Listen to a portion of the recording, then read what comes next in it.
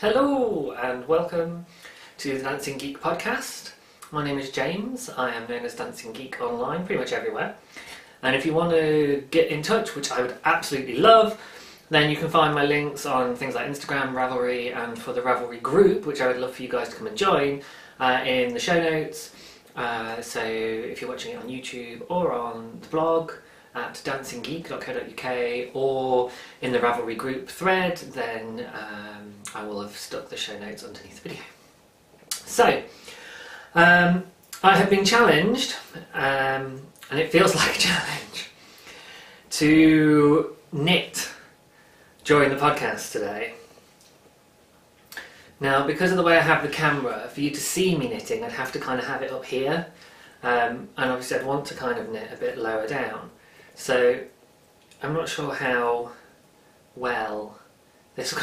Can you tell that I'm knitting right now? I can't tell that I'm knitting right now. So yeah, I need some kind of Horcrux or something so that you guys can see my knitting as well as me at the same time. But hey ho, maybe I'll just do a little bit of sort of keeping it up tall for a bit. So I'm going to have to keep putting this down to show you guys stuff, and there's a bunch of stuff to show you.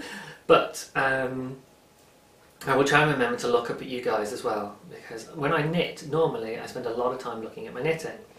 I can just about, if I really concentrate, knit without really looking, he says, but it feels very insecure, like, I could make a mistake, I could drop something, what have you. I'm not used to doing it just by touch. So people that do things like read and knit at the same time, Ellie, are just insane crazy to me. But I just assume it must be because you guys have been knitting for a fair while and everything just knows what it's doing. Because no, there's no way in hell Horcrux that I could do that. So what I do want to show you today, as well as the Mug of Doom, which you will find more out about later. Oh no, I'm just going to have a pause a second. And I'm going to have to talk in my mouthful, but hey ho. So I have some actual whips to show you guys. So this is from my New Zealand bag, one of two that Sharon sent me. Thank you so much, Sharon. She doesn't sell them, she just made them for me. I've showed it off before, so. But it's got, look, it's got fern, like I was saying that, and I still need to show. Oh, look at the lining in that, it's so cool! And somebody was telling me that the fern is like an emblem, not just for the rugby team, with like officials and everything, like you'd have a little fern brooch or something to represent. Sorry about that, guys. And that will not shut up, that will go on and on and on. So I'm going to have to pause and show you this in a second. Okay, sorry about that. So, here is my current work in progress, and I only really have one because I've become a little bit monogamous. Although I cast on a load of stuff, I suddenly realised, oh, I really need to get this done, and I really need to get this done, and I really need to get this done in a certain order. So I've been doing one project really intensely and then another project really intensely, but this is the Bartley pattern, the cowl that Katie, who is Knit Sew Crochet on Instagram and Ravelry, and whose sort of design name is Pi and Anne. Pi as in the mathematical symbol, so no E on the end, and then Anne as in the name. And it has this gorgeous, gorgeous, gorgeous cabled sort of neck to it. And it's the kind of cabling that I haven't come across before. I mean, it's just a variation, I suppose, or a technique for cabling. But all the instructions came in the pattern, and it comes with written and charted instructions, guys. Always a sign of a designer who cares. So I did that, and of course, you know, the first few, you're always a bit like, what's that symbol again mean? Which cabling we're doing? Which side I put the needle? But it didn't take long for me to kind of get it and suss out what I was doing. So yeah, I knocked that up fairly quickly, and then I'm just starting to get ready to do the sort of, I don't know what you call it. It's sort of it's almost like that kind of, what's it called, a shawl or a caul or something, where people, it's kind of like between a cowl and a shawl. Neither of those names I like though. I think it's just a long cowl. So just to remind you guys what it's going to look like, if I get the picture up. So that's what it's going to be. I'm very, very excited about this. This is obviously the pattern that Katie named after me, and it even says in the little pattern notes at the bottom with the copyright notes, it says inspired by James Bartley, which is just such a sweet thing. And she even sort of says hi to me on the front page and everything. So Katie, thank you so much for this. And yeah guys, I'm going to try and get this done ASAP, so that obviously Katie can then release the pattern to the public, and you guys can all have this awesome cowl in time for winter, because it looks super snug and warm. So I'm very much looking forward to that.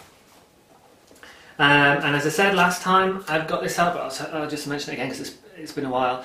I'm knitting it with West Yorkshire Spinners Blue Face Leicester in an Aran weight, and the colourway is burnt orange. That's their colourway, is the burnt orange, which obviously suits me down to the ground. Yeah, so I am now knitting it. I did mention before I was going to try it. These are my new edition needle-wise. They are Knit Pro Symphony needles. So they're wood, and they have this cool effect on them where they dye the wood somehow so that it comes out with this kind of swirl of colour, which is really cool. Now it must be that the wood is waxed or something, because they feel very slick. I was thinking, oh, it's wood, it'll be like the bamboo needles, but your bamboo needles tend to be quite grippy, whereas this is quite slick, and it feels almost like it's coated in a wax or a polish of some kind. But it worked up. I did a swatch to check, because obviously it's a different needle to bamboo and it feels very different. But I was getting close enough to gauge that I was like, yeah, this is going to work, this is going to work. The neck, the cabling neck that I've done was a couple of centimetres longer than the pattern suggested it should come out. So I'll just take care with when I'm knitting the rest of it up, just to make sure that I'm not making something too huge or what have you. But obviously I'm testing the pattern as well, so I need to make sure that I'm kind of following the pattern, really. So we'll see, but it's very exciting, and that's my current sort of knitting obsession, trying to get this sorted. And because I really want to wear it, I really want to show you guys it, and I really want Katie to be able to release it to you guys so that you can have one for yourself, and then everyone can have a Bartley. Ha ha! So, shall I pick up my knitting again? Well, I will. I'll just do a couple more stitches, and then I need to show you my next thing. Actually, no, what I can do is I can talk about it a bit now, so I can do a bit of knitting again. So, I don't have any other whips, but I do have a finished object, because I finished my socks that I was knitting. So these are, I'll just quickly show you, because it's easier to just show you and then we can talk about it again afterwards. There we go. Ooh, aren't they just gorgeous? So the main body of the sock is knit in Fondant Fibre's Kingfisher colourway, 4-ply yarn, sock yarn, so that's 75 superwash merino, 25 nylon. The cuffs, heels and toes are knit in 5 moons, again superwash merino, 75 25% nylon, penitent colourway. And that was where I bought 2 half skeins of 2 different oranges that she had at the stall in Yarndale. And with the idea of doing little things like this with them. So I've got loads of this orange left. I could certainly do another pair of socks. Possibly even a third if I only did, say, heels and toes again or something. I can't remember exactly how much I've got left over, but if you look at the Ravelry page, that'll tell you. So these are on my sock blockers. I haven't actually bothered blocking them particularly in terms of wet blocking or anything, because I've realised that I just don't feel the need to do it with socks, but I think they're very pretty to display like that on the blockers when I'm showing you guys. So, oh dear, I've got my knitting in one hand. I can't manoeuvre that quite as well. So knitting into the stitch below there we go. So there's a bit of a story behind these socks because because things went a little bit wrong basically. The heel that I did with these is the Fish Lips Kiss heel. I'm not used to saying that now. And it's only $1 to purchase on Ravelry, but it's not just how to make a heel, it's how to make a sock that fits you. So if, like me, you have been struggling with getting a sock to fit you, and I mean length, width, height, all of it, this pattern gives you an amazing sort of technique for working it all out. And you don't have to do all of that. You can obviously just use the heel technique, which itself is really good and worth knowing for other projects where you might be using short rays. For example, anything by Josh Riggs. Excuse me. So it's definitely worth getting a copy if you haven't. The printout itself, what you get is 16 pages long. But don't be put off by that because it's a lot of really good explanation. So you actually only need, if you're quite a confident knitter or what have you, maybe half a page of that. And you could just print off the one relevant page and not bother with the rest of it. But if, like me, you're like, I don't really quite know what I'm doing with socks and I don't want you to assume that I've got a clue what you're talking about, it's amazing. It's so well written. She'll do things like, she'll tell you what to do at the end of the row, and then you turn it and then it says, right, so now you should have this on one needle, this on the other needle, so you can actually go, right, I've got here, check, yeah, everything's right, I feel really safe and secure, and I can keep on going with this method. And I thought that was absolutely brilliant, particularly because I was learning new ways of working and what have you. Stitch marker, slip the marker, one purl stitch, oops, which apparently I can't do now. There we go, and I'm back to knitting. And Rory's at the back door wanting to be let in, but I'm going to let him sit there for a second. Yeah, so I really, really, really recommend the Fish Lips Kiss heel. I had to think about it again there, damn it. Ooh, dropping the stitch. See, this is why I don't record and knit, guys. I'm not used to it. But, you know, practice makes perfect. And I like learning new skills, so learning to podcast whilst knitting. Gotta learn somehow, right? You can only learn by doing. But yes, I really, really, really, really recommend the Fish Lips Kiss heel. If you've already bought it, download it and get it out and give it a good read.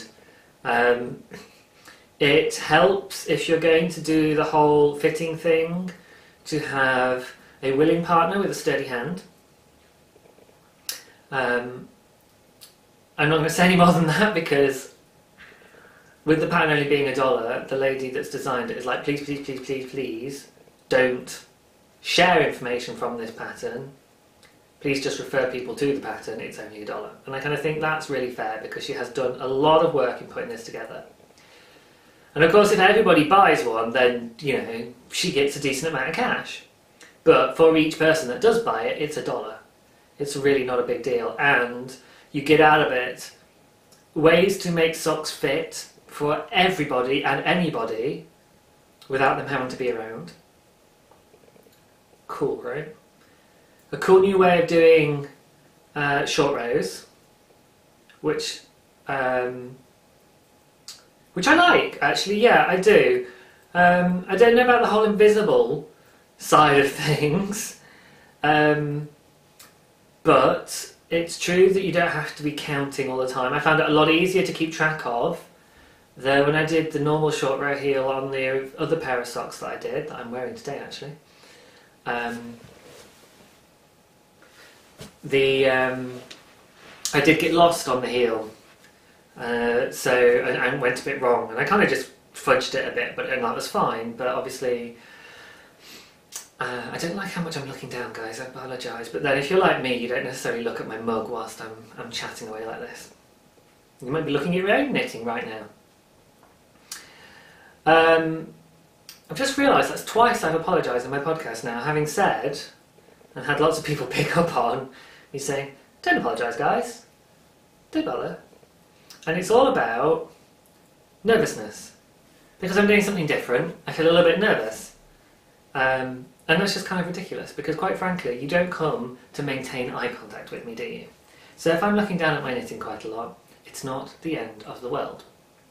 And since I say when I'm going to show something, you guys can just look up when I'm showing something.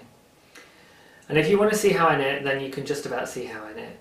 It's really small stitches, so I imagine all you can really see is my right hand going like the clappers, and my left hand just kind of sitting here feeding the yarn through. But yes, I do knit continental style now. I didn't used to.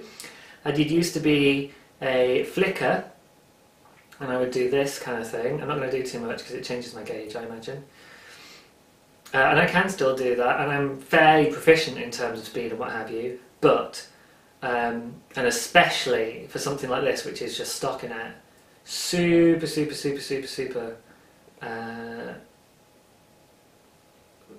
fast doing continental. Oh dear, that was nearly a sentence, wasn't it, James? So yes, I've raved about the Fish Lips Kiss heel because I think it's totally worth it. And you could apply it to any sock pattern and what have you, yeah? It requires a little bit of thinking because it's a slightly different construction overall in terms of how you put the sock in, put the heel into the sock. It's not a major change, and I'm not going to tell you any more than that again for the same reason as I said. It's really sort of quite straightforward to do. You just have to remember to do it. That's what I'll say. So, and if you haven't got it, go get a copy. If you have got a copy, go and use it. If you haven't, if you've used it and you don't like it, give me a shout why, because I'd be really interested to know. Because I've seen lots of people go, "Oh my god, yes, it's amazing." And is there a reason anybody doesn't like this? Especially if it's for anything that's like technical, as opposed to just, I just didn't like the fit of the heel. Because that's fine, and that's a totally valid reason not to knit a particular heel. But obviously, it would be interesting to know if there's something I should be looking out for, like, oh, I kept having problems with laddering in the heel or what have you, or I couldn't work out, you know, ... whatever it is. Because if nothing else, you might find that somebody actually has a solution for you to a problem you didn't even know you had. So, let's have a chit-chat about the FLK heel, guys. But yes, so, I did the one sock, and that was pretty cool, and obviously I was sort of working my way through it fairly carefully, because I was doing this new heel. And then the second one, I was like, right, okay, I know what I'm doing now. Famous last words with knitting, right?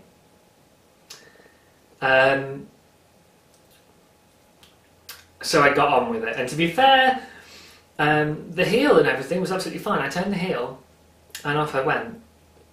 But I was using this clever technique for getting the sock to fit without trying it on, to measure out the length of the foot.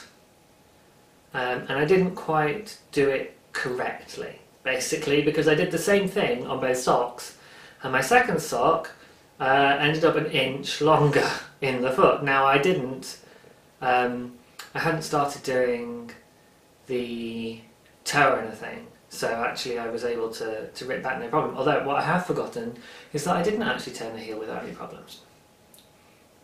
Because in the first, well, I did in the second sock, but in the first sock I forgot two things. I forgot that I was going to do a contrasting colour. I did a contrasting colour on the cuff and then just kept knitting the pattern, got down to the heel, got halfway through the heel, got tagged on Instagram for a what am I doing now photo, so I took a photo of it, stuck it online, was chatting about it and then went, oh no! So the comments for that was me going, ah! I've just remembered I'm supposed to be doing the heel in a contrasting colour for the Foxes in Socks Heels and Toes knit along, which ends at the end of the month. So you must be a very, very, very quick sock knitter if you haven't started joining in on that, and you want to do it now because I imagine this is not going to be up until at least the end of today because I'm going to have a bit of editing to do. You'll see why later. And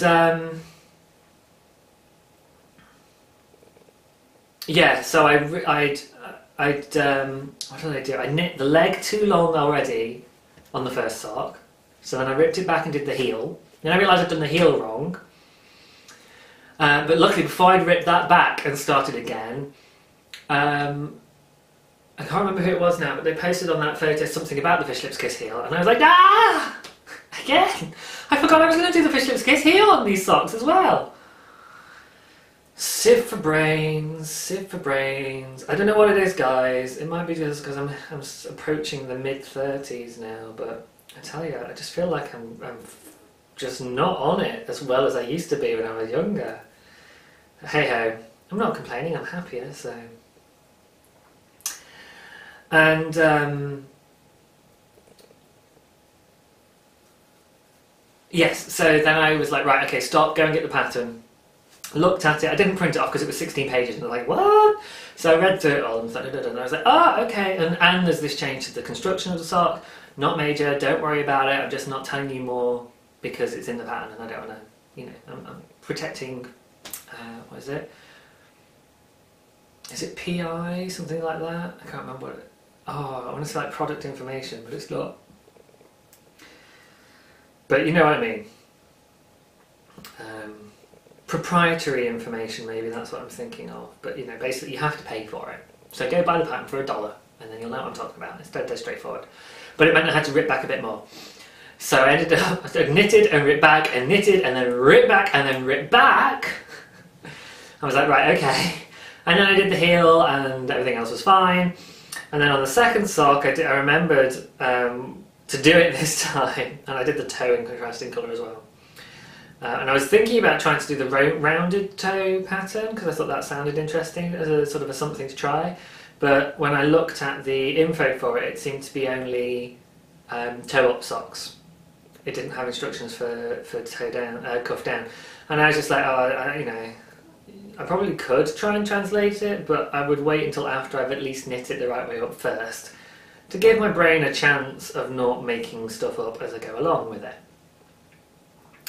So I didn't do that, I just did the wedge toe that was in the pattern, which, just to remind you guys, is Ribbed for His Pleasure by Christopher Dixon, who is Knits with Balls on Instagram. Called because basically the body of the sock is ribbed. But you can get a copy of that from his Ravelry shop. And it makes a really nice fit. So I'm basically using that as my default sock at the moment because I couldn't get other socks to fit very well. And I will try others again because I've knit sort of plain stockinette vanilla socks before now and got them to fit, but only by accident. So that's the universe telling me, yeah, come on James, keep going. When you get better, we'll make it harder for you. But you're on beginner's level at the moment, so we'll give you some beginner's luck with your socks.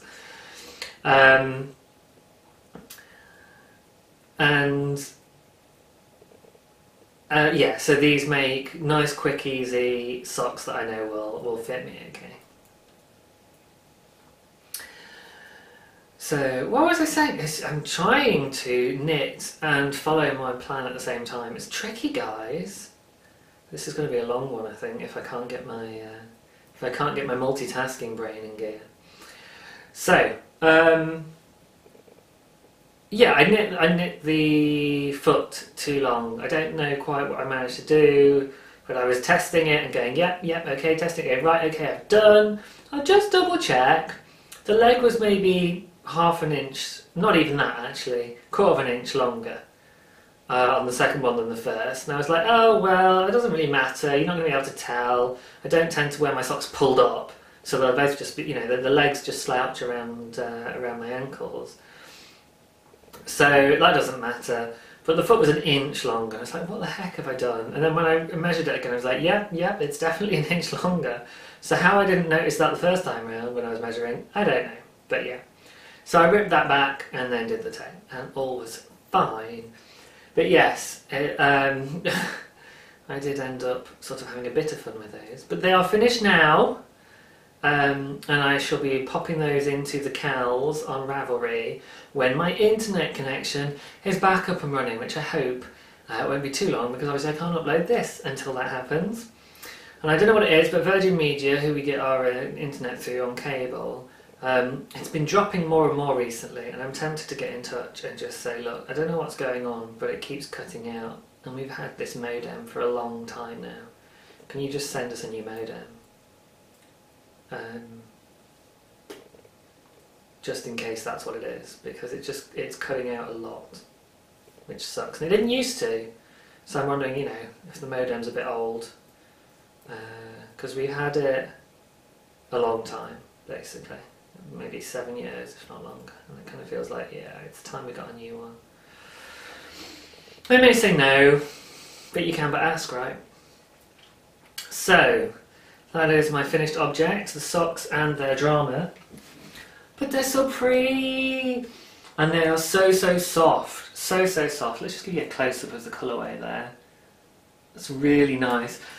And you'll notice that somehow that kind of turquoise and bright orange seems to have become a thing for me. I didn't notice that one happening. Or it may be that these socks have influenced my purchasing choices, because yes, I have moustache enhancements today, guys. It was for a good cause, okay? Again, if you follow me on Instagram, you'll know why, but I will tell you all about it anyway, because you might not follow me on Instagram. Losers? No, not really, sorry. Okay, so the other thing I finished, but I don't have to show you, was my blanket square. I don't think I'd finished it last week. I was trying to remember, and then I went to check and my internet connection was down, so I was like, I can't look at my Ravelry page! I don't know what any of my knitting is, I don't know what I'm doing! Ah! So this is also why I'm knitting on this jumper, because it's nice, easy. This is what I knit on in VKNs, this is my it's just stockinette. I can just sit and do this, although I do have to make sure 2, 3, 4, 5, 6, 7, 8, 9, okay, 9. It's either 10 or 11 rows, I can work it out without looking at the Ravelry page. But I do have to make sure I don't just keep knitting this one colour, because I need to change colour at some point in the not too distant future. But yes, I finished the blanket square to send off to Kay and Dan as the bakery bears. And it was brilliant. I sent it all off on Monday, and there was a little photo of my blanket square and a little card that I sent the guys on Kay's floor up in the thread on the Bakery Bears Ravelry group, which was awesome, and it felt so lovely to have sent it in, to see it there with all the others, and I can't wait to see it sort of joined into a blanket or something, which is pretty cool.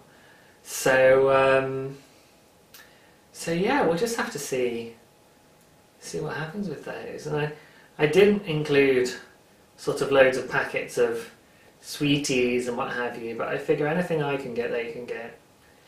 And I'm not that organised, basically. I had it sat on the side, and I bought some little things to send stuff off in, although in the end I reused an envelope for Dan and Kay's parcel, because it was only small. And I was gutted, because if I'd used a slightly bigger envelope, I wouldn't have had to fold it the second time, and it would have gone through the little plastic check thing. So in the post office in the UK, they have these plastic boards with different size slots in, and depending on which slot it goes through, depends on which you get charged for. And the post office lady tried to put it through the smaller slot, and it was just a little too thick. It wasn't too wide or too long, just a little too thick, and it was like, ugh. If I'd used a big envelope and then just left it flat and floppy, it'd have gone through that, and I would have had to pay less. So it had to go through as a small parcel rather than a large letter or something. The difference was minimal, you know, it's like maybe another 30p or something to post it, but it was just like, don't. Plus as well, it was a padded envelope. It's just like, didn't do myself any favours there, did I? But it's so tricky. It's so ridiculous, like the way they did, like it's really difficult. Like they could do it a much more user-friendly way by kind of going, if the envelope is bigger than, so we have sizes, you have sizes of paper, it's like A4, A5, A6 and so on. And then you have sizes of envelopes and stuff, so things like C4, C5, C6. And there's different kinds and what have you. So I think there's Bs if you're folding it in half, and Cs if you're folding it in thirds or something like that. Anyway, it's all sort of clever stationary coding. But it'll tell you on the pack of envelopes you buy if it's a particular size. So they could just say, you know, if you can fit it in an envelope that's a size C5 or smaller, then it's this much postage, and if it needs a bigger envelope, then it's this much postage, because then at home you could work it out. It's like, I can't work out whether or not this is going to fit through your gauge easily unless I go and buy one myself, and it's just, the post office, I don't like the way they're organised these days. I had, again, a post on Instagram, a picture of a red missed delivery card I'd had through from the post office. They'd attempted delivery once, and possibly not even that many times. Because I had a friend, because I cross-post to Facebook and stuff, and I had a Facebook friend say that she'd actually seen her postie come up and just literally post a missed delivered card through the door. So she'd opened the door and said, I'm in, can I have my parcel please? And he just went, yeah, sorry, no, I don't have it. You'll have to arrange redelivery or go and collect it. And you're like, so what? And I had suspected that they'd done this to me because I've been in a good few times over the last sort of year when I've had missed deliveries. And I'm like, did you even knock? Because I wasn't doing anything crazy and I couldn't hear you. Speaking of, we're expecting a delivery today and I've accidentally gone and closed the door. Which means Stitch won't be able to come and say hi. And I won't be able to hear if the door's been knocked on, so one moment please. And I'm back. There we go, and we're off. So, yes, and somebody else posted on it kind of saying, yeah, oh, you know, well, my cousin's best friend's uncle's aunt's boyfriend's sister's cousin or whatever is a postman. And yeah, the problem is basically they're massively overworked. They can't actually deliver it all and what have you. And I'm kind of like, yeah, that's fine. In the sense that I'm not blaming the chap. Well, I'm annoyed that the chap hasn't brought my parcel. But as with anybody that's in the public-facing role of an institution, and I worked in customer service for about 4 years, so I was one of those people, so I really do understand this. And there goes the post. 1 second. So yeah, that was a postie. Posting through a missed delivery card. Fortunately, it was an Amazon delivery, which means that the chap had actually left it with a neighbour, which was good. Which is the other thing, we always have, our neighbour's basically always in. So if you have a parcel delivered to us, you can leave it with the neighbour. If you don't do that, that means you never brought the parcel with you in the first place. Can't believe they actually do that. They actually just don't bother delivering it. They just give you a card saying, yeah, we've got your parcel now. In 2 days' time, you can go and collect it from the sorting office yourself and pay for the parking, for the privilege of it. I was like, that's shocking, people, shocking. Or I can pay, I think it's only 50p, but still, I can pay to have it delivered to a nearby post office and they'll hold on to it. Now that's slightly more convenient, but still. Like, why do people bother paying postage if you're not... Royal Mail just confuses me with how they expect, you know, and then they go, oh, we've got no money, we're running out of business. It's like, yeah, because you're crap. Sorry. Rant over, move on, James. New recording session, move on. So, oh dear.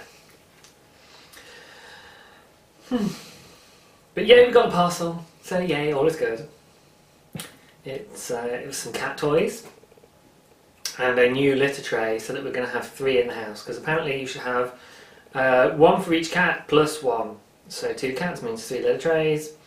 And my other half picked one with Simon's cat Legos on the side, which is really cool. We both like Simon's cat. If you don't know what it is, go on YouTube and just search for Simon's cat. It's an animation. It is hilarious. If you own cats, you will recognise it. But it's absolutely brilliant. It's very, very, very, very funny. They're just short little animations, so it won't take long to watch, although you may spend hours and hours watching the entire back catalogue, just like my other half did. So, I can't remember where I was. I just got ranting about Postage or something, haven't I? I've talked about the socks, I've talked about the Horcrux, I've talked about the blanket square. What I was going to talk about was the accidental felting of my brown socks. So the ones I'm wearing at the moment got felted slightly. I knew everything was machine washable, and you can see where this is going already now, right? But all the other socks that I've made so far have on the wool label wash on a synthetic cycle at 30, and that's fine. This particular yarn that I use, which is the Yavol Magic Degradé one, says you can wash it up to 40, but on a delicate cycle. So I don't know if Americans have the same labelling system, but in the UK and Europe, you have what looks like a little sink with water in it, which has a temperature inside it, and then underneath you might have a solid bar or 2 solid bars. 1 solid bar means slightly sort of careful washing, which is what a synthetic cycle would be on my machine, and then 2 solid bars means super careful, which is what a delicate wash is on my machine. So yeah, I stuck it in on the synthetic cycle with all my other socks, and it came out and I was like, oh dear, these are definitely not as big as they were when they went in. And I popped them on the sock blockers whilst they were wet, and you could hear them kind of teasing apart the fibres as I stretched them over the blockers, and I was like, ugh. Now I can still wear them, as I've seen. I've changed my foot twice now with the socks on, so yes, I can still wear them, but the heel is not really over my heel. It's sort of under my heel. So yeah, I've misshapen them slightly, and because they then had to be re-stretched, they're a little bit gapey. Not massively, but like the corner of the heel and stuff, where you might get a small hole, it's now a slightly bigger hole because it's been stretched out and stuff like that. So, nah, I still wear them, they're still fine. They still work for me. There goes sock again. So there's nothing really wrong with them, but it's just like, oh. So, yeah, peeps, it makes a difference. Check your superwash yarns for what wash cycle you can put them on. Not all superwash yarns are made equally. So that's all of my knitting stuff, really. I do have a lot of shinies to show you. So shiny is what I call newness, new things, things that are new, beautiful new things, yay! So I'll put the knitting down for a second, although, check it out guys, this is another work in progress I suppose now really, now I've done some knitting on it. I'm on the third stripe of my second round of colours, and I'm nearly, let's see, 1, 2, 3, 4, 5, 6, 7, 8, 9, I'm on row 10. So let me just have a look. 1, 2, 3, 4, 5, 6, 7, 8, 9, 10, 11. So actually when I finish this round, and I'm only about a third of the way through it, then that'll be the last, it's the last round of that colour. So and I'll be halfway through the second of 4, I think, sets of colour repeats, so not doing too bad. So, Shinies! One lot of Shinies, yeah, one lot of Shinies that I've got this week is from a D-stash. So Alex, hi Alex, who's Alexandra Mackenzie Mason, or Alexandra Mason, depending on where you look, posted on Instagram she was having a D-stash. So I had a quick look kind of thing, because she said she was having a D-stash to help pay vet bills, and I'm like, oh, yes. That's harsh, right? As particularly in the UK, because we're not used to health insurance as a thing, we don't think about it. To have to pay for pet insurance seems really bizarre. Now, I have done it for both of my cats, because it was really recommended in both cases when we got them. And part of that is because the medicine is more advanced for cats than it is for rabbits. And obviously we had rabbits before, and we never insured them. But the medicine for cats is more advanced, but that means it's also more expensive. So you can recover or get treatment for more serious illnesses. However, it costs a lot more because it's more advanced treatment. So they're both insured, but she was saying that she needed to pay some vet bills, and so she was having a D-stash. And I thought, well, I would love to help out, let's have a look. So I had a look on her Ravelry page, and I tried to get her Ravelry name, but my internet connection had gone down, hadn't it? So, hey Stitch, are you going to come say hello to the camera? Hello. Yay! In fact, I found that actually the picture is a little bit, cuts a little bit lower than it does on my little screen when I was looking at it later, because I thought you couldn't see Stitch last time. And then when I was watching it back, I was like, oh, you totally can see Stitch, who is very interested in my little box of knitting down here. And he's also very interested in staring outside the window at Rory, because he's now realised that Rory goes romping outside and he doesn't, and he's getting jealous. And he's like, eh. It was so cute earlier. Rory sits on the windowsill just next to me here, if I'm sat here knitting or what have you, because I'll often sit in here because it gets all the daylight. And so Stitch was sat on the windowsill on the inside, and Rory on the windowsill on the outside, and it was so cute because Stitch was like pawing at the glass going, meow, and Rory on the other hand was sat on the other side of the glass going, So yeah, we've still got some work to do with those two. I'm a little bit worried that maybe Rory really hasn't bonded at all with the new kitten. But then he does things like curl up and sleep with him or groom him, and you're like going, come on Rory, you make signals much.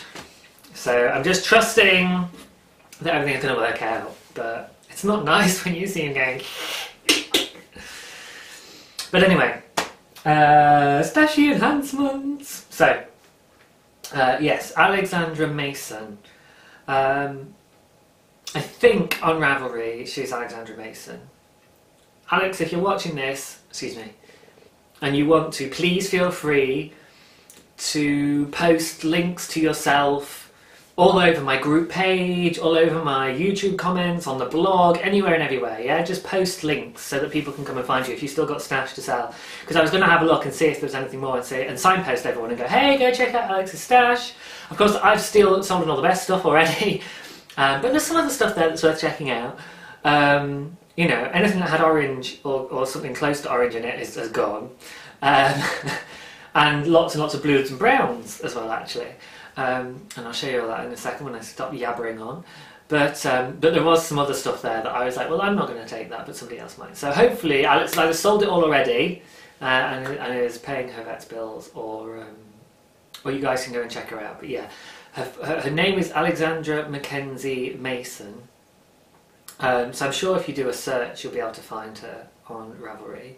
And if that doesn't work, she has an Etsy shop that you could get in touch with her through at spinningandstitching.etsy.com and see if she's still doing it. Or she might have a link from there to her Ravelry page or whatever, I don't know. There's a little bit of Google stalking you have to do, so apologies. What I will certainly do, I said, as I think of it, as I'm talking to you, of course, if I manage to upload this, then I will have internet connection, at which point I can check for you, and I can stick it in the show notes. Duh! So yeah, let's just do that, hey guys. So check the show notes, and I will have stuck a link to Alex's Ravelry page there if there's anything left, or I'll leave a note if there isn't. But she does also have an Etsy page, and I'll talk more about that in a second. But yes, I raided her stash. And it was for a good cause, yeah, so I didn't have to feel bad at all. And what was really nice was though she had a load of things for sale that I hadn't had either, basically that I hadn't tried before. And some of them were American yarns, so I was avoiding the shipping, which was awesome. So, this bundle of awesomeness is 85% Polworth, 15% Horcrux, and the silk really makes it very, very soft, but I've not played with Polworth before.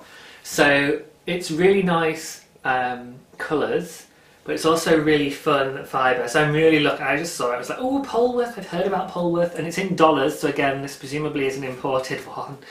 Sorry, Alex. Thank you for paying for all the postage for these. I paid postage for her to send them to me, but you know. But yes, it's 4 ounces, so over 100 grams. And yes, so she's obviously pulled out some from the braid and what have you, but so I'll have to sort of play around. But I don't know if she's already spun some up and there's 100 grams left or what have you. But yeah, I mean, either way, it was great. It was a lovely price, so not a problem at all. And most of it's still in the braid and what have you. So I'm certainly not complaining there. Very, very pretty. Blues and greens. I'll give you a little bit of a colour profile. The camera, to be honest, my camera is really quite good at picking up colour. Much better than my phone camera. And I was doing, again, my Instagram followers will know because I post anything and everything to Instagram that I'm doing that's knitting related. That I was taking a load of photographs of my yarn and stuff, but some of the colours, particularly oranges, just to grab an example of my orange fibre, really doesn't come out on my phone camera, which a lot of other people also have problems with. The oranges don't show up, teals as well for some reason, or turquoise colours just don't show up on my phone camera very well.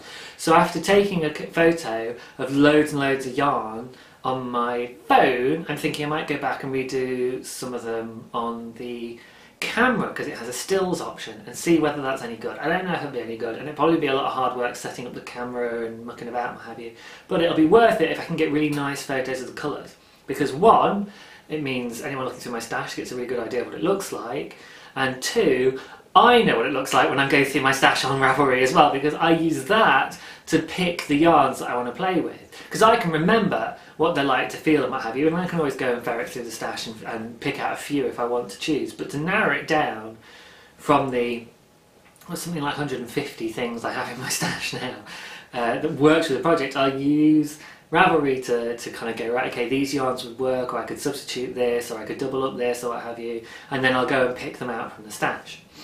But yeah, so this has this lovely, lovely sort of dark, deep blue, and then these gorgeous kind of gradients of, ooh, what colour? It's not quite turquoise. It's, maybe it's robin egg blue, JB. But you can see that it goes from darker through to very pale. It has this lush dark green, but also some lighter grassy greens through to very pale and almost a yellowy lime green, and then some real sort of aquamarine colours in the blues and stuff. So really, really pretty. Very, very happy with that. And to continue with fibre, I also got a couple of tops, and you can see the orange and turquoise is hitting again. I suppose I would call this turquoise, really. Maybe teal is a better colour for this, because it's not quite, I think, as green as turquoise would be. But so I think they go really nicely together, and I might play around with doing something with these. I haven't decided. I've got a few other little bits and pieces of tops. I've already bought some orange merino top anyway, but you know, it's for a good cause, so I had to buy it, right? So there's the fibre things, and then there's some really, really, really yummy yarns. So check this out. How yummy is this? Oh. So colour-wise, it's sort of purpley blues and browns, and it's by the Knitting Goddess. who I believe is a UK dyer, but it's someone I haven't tried yet. Yes, it's in pounds, so I'm going to assume she's a UK dyer. This is 4-ply sock yarn, 75 superwash merino, 25 nylon, 425 metres to a skein, so super duper. The Knitting Goddess has a website at theknittinggoddess.co.uk, and yes, there you go, her address is on the front wear thing. So if you want to look her up, and she's somebody that I've had favourited as someone to buy from if I either see her at a show or if I decide to go on another yarn binge online, but it's so much nicer to buy things in person so you can have a sort of real look and a play. But this was a bargain, an opportunity to check out the Knitting Goddess's merchandise, and it's lovely, lovely, lovely. So it's semi-tonal blues and semi-tonal browns.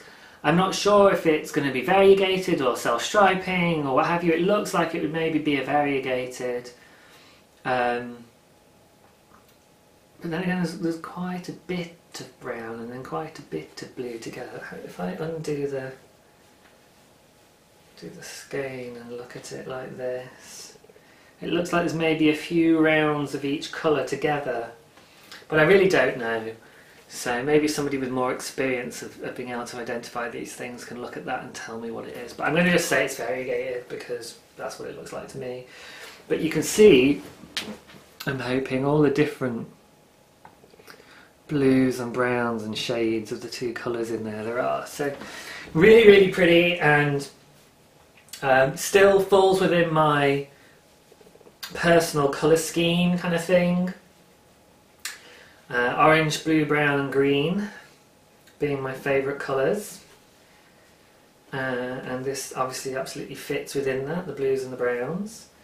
I'm making a hash of, there we go, I was making a hash of rescaling that, there we go, not too bad. So that's a Knitting Goddess one, which I'm very excited to get to play with.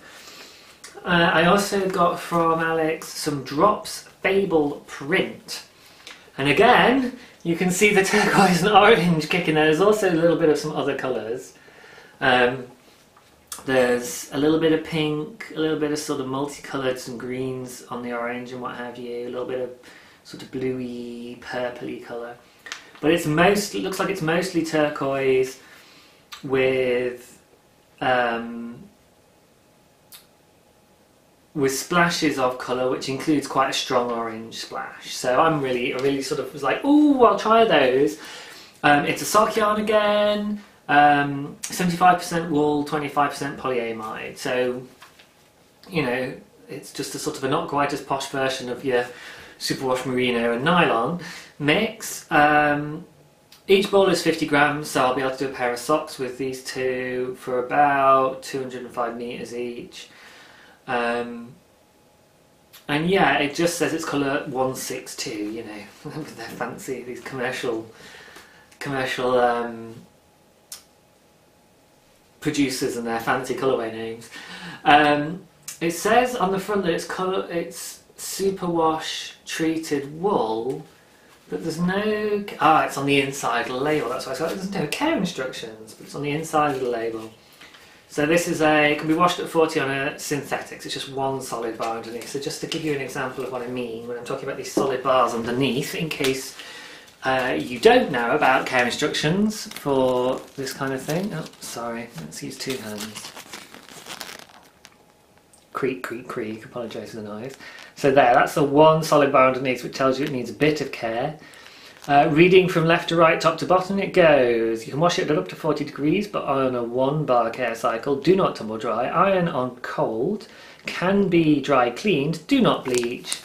And that last one, don't know. Square with a line through it. Let's see if it says. Dry flat. That would make sense. Yes, probably dry flat. But I don't know, to be honest. I'm not sure what the last one is. Can anyone tell me what that last one is? I can't be bothered to Google it. I'm not that interested. Oh, come on, camera. Focus. There we go. It's that last one there. But yeah, that's what I was thinking about. Anyway, boring. Move on. So, yeah, so that's another one that I should be making into socks at some point, because my commercial yarns will all just go into socks, I think, which would be nice. Then another one I was very excited about because it's an American one that I kind of heard a lot about and wanted to try, and then was like, oh my gosh, she's got some going cheap and I have to pay the postage from America, so I snatched that up. Was Socks That Rock from Blue Moon Fibre Arts. So this, look at that. Oh, it's like a cloudy sky. It's gorgeous. I really love sort of sky, even in Britain, when it's got the blue and the white clouds. I really, really like it. And you've seen some of my other yarns I picked, that's blue and white combo. It's just such a lovely combo. I really like that. So it's kind of a cream colour, and then this lovely blue. There's a few patches where it looks like it's a little darker, where there might be something else that's added in, and I can kind of see on some of the non-blue patches sort of a slightly darker, maybe a slightly brown colour. So if I show you that end, you can see it's not cream there. So there's obviously a little something extra in there. So you can think of that as maybe rain clouds or what have you, so slight greyish clouds. But I still think that's gorgeous. So this is 128 grams, 4.5 ounces. Oh wow. 360 yards or 329 metres. So that's not as long as I maybe thought it would be. It says to use 2.25mm needles, so you know it's still a usable as a sock yarn.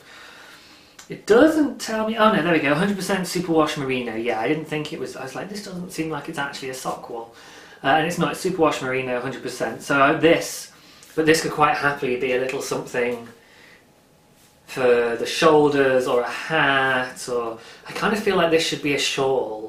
It feels nice and soft and drapey, and wearing clouds around your shoulders, oh, then I really would have my head in the clouds. Oh, sorry.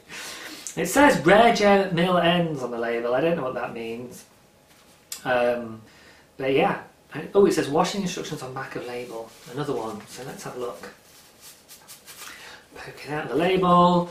And it says, machine washable, blah blah blah, we recommend you hand wash. Oh, okay. Not a lot of information, so I guess stick it on a delicate cycle at 30. Yeah, we wash everything at 30, because you don't need to wash at 40 anymore these days. And then the last of the yarns that I got from Alex is Malabrigo Rios in Ravelry Red. So yes, there we go. Gorgeous, gorgeous. Now on the screen, as I'm looking at it, this looks really distorted out of colour. But normally when I've watched videos back and stuff, colours have been really good. So I'm hoping the red's also being picked up on this camera quite well. Although it does kind of make me feel like I white out a bit if I put it next to my face there. Suddenly everything else gets grey. But yes. So, made in Peru, Malabrigo. And this Malabrigo is another one that I kind of heard people talk about a lot and wanted to try, and sort of seen people put it on sale and gone, oh, it's on sale, and then still looked and gone, yeah, but postage, and no. So, again, it's really nice to be able to try something in my little Malabrigo Rios, because this is one that my sort of local posh yarn store doesn't stock. She stocks some very nice British yarns, and possibly she did have some lace from Manos de l'Oreille, but she didn't have any others. So I think it's mostly British yarns that she has, but it's some of the higher end stuff, maybe sort of some European ones, but like American, South American, she's not stocked those. And I can understand that, you know, getting the postage in must be ridiculous, so they're more expensive just because of shipping. But yeah, so it's very exciting to get all of those. So thank you, Alex, for your D-stash. And fingers crossed, I should get in touch really and find out how things are going, because I haven't done that. But there's another reason I need to get in touch with Alex, and that's because she included, bless her cotton socks, she included a little note that said she'd noticed that I had favourited something on her shop.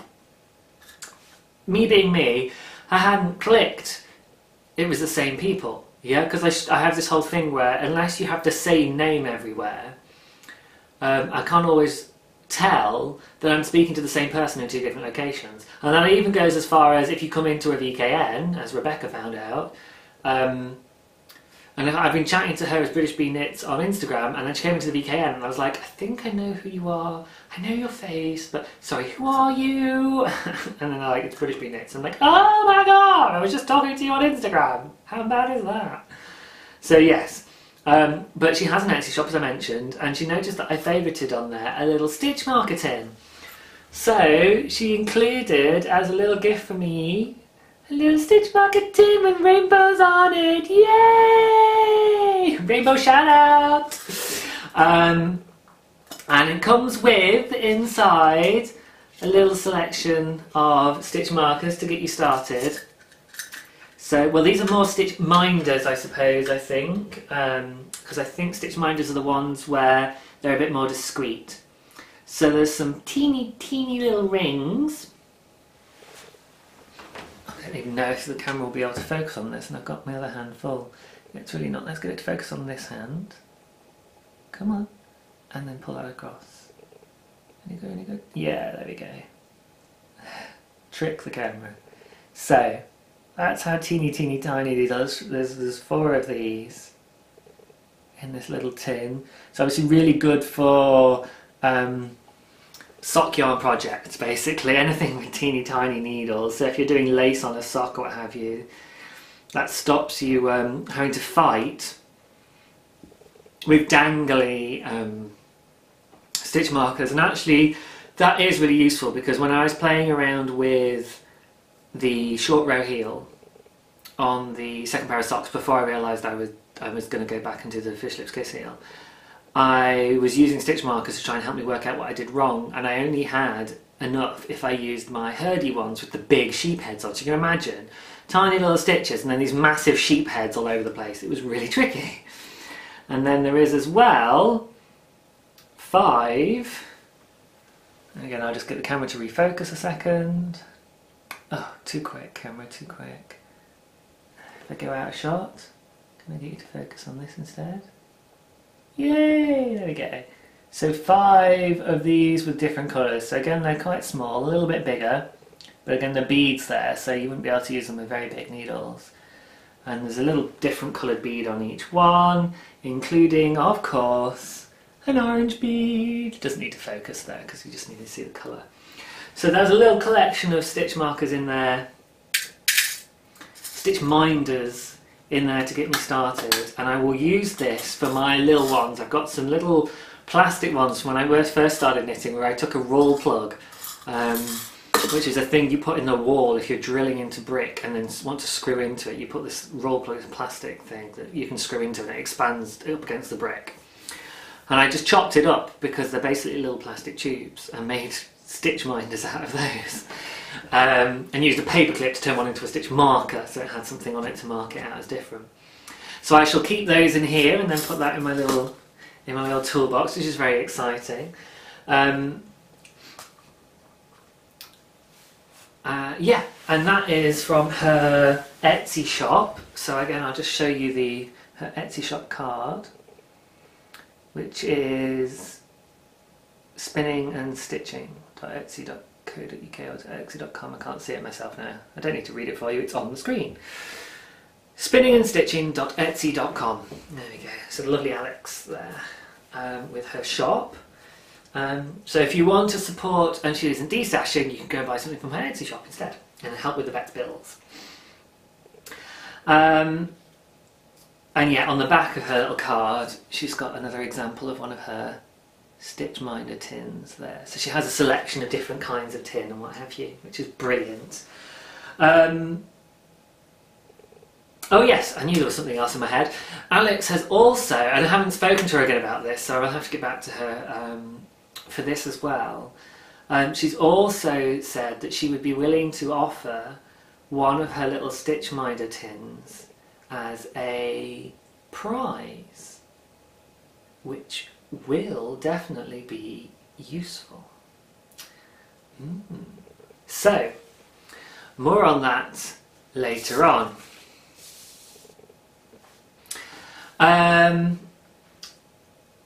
Right, so next one. If you watch American podcasts, you may have heard a few weeks ago sort of a whole bunch of them go, Red Barn Yarn! And they're having a competition at Red Barn Yarn to name a new yarn base. Now, I'm not affiliated officially with Red Barn Yarn in terms of... sorry, I'll get rid of the envelope because that's making a little noise. In terms of the competition and what have you, but you can go and find out about it if you want. But on each of the podcasts, they said they'll even send you out a sample. And on 2 tangled skeins, I think it was Sue on there said that includes international customers. And I was like, ooh!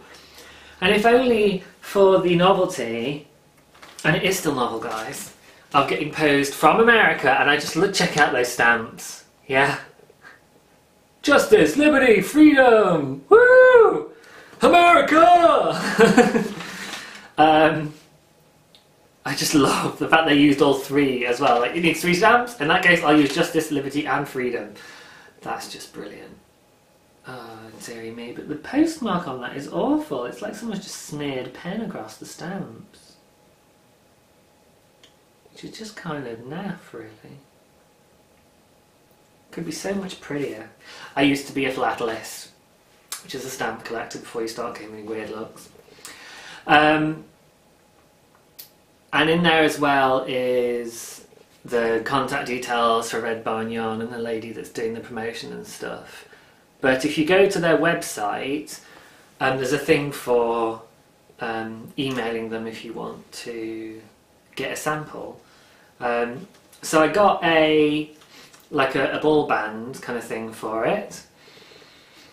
So it tells me that the yarn base is 45% mountain merino, registered trademark, 40% alpaca, 15% mohair, and it's 4 to 4.5 stitches per inch, hand wash only. Oh, it's so cute. It's got a little wool and goat hair and alpaca symbol on it. I've not seen those other 2. The wool mark, obviously, I recognise. But the other 2 I've not seen before. So maybe this is what happens on American yarn. This is kind of cool. Like, I just love it just for this kind of... This is what American yarn looks like. So it says, name the yarn on the yarn base. There's some poor person who's handwritten all of these. And the idea is, the competition anyway, is that you're supposed to try and name their yarn base, which I may well actually go and do, since I've asked for the sample. I really ought to join in and try and name it. I've been trying to come up with a name, and I've been racking my brains. I can't think of it. But this, anyway, is the yarn that they sent me. Come on, camera, refocus. There we go. So there's the yarn. So you can see there's like a really obvious ply to it. Yeah, it really stands out. It's not smooth in that way. It's quite a chunky, not chunky, but a bumpy, bobbly ply. And it's perfectly non-scratchy, but it's not super, super soft. It's got quite a bit of texture to it. I mean, it's squishy when I bundle it up like that. I can feel it's squishing and reinflating kind of thing. The colour of theirs is something that I can't quite read. I'm guessing it's pink formalin, which kind of makes me think of formaldehyde. But if I put it up to the camera there, maybe somebody can tell me what that is supposed to say.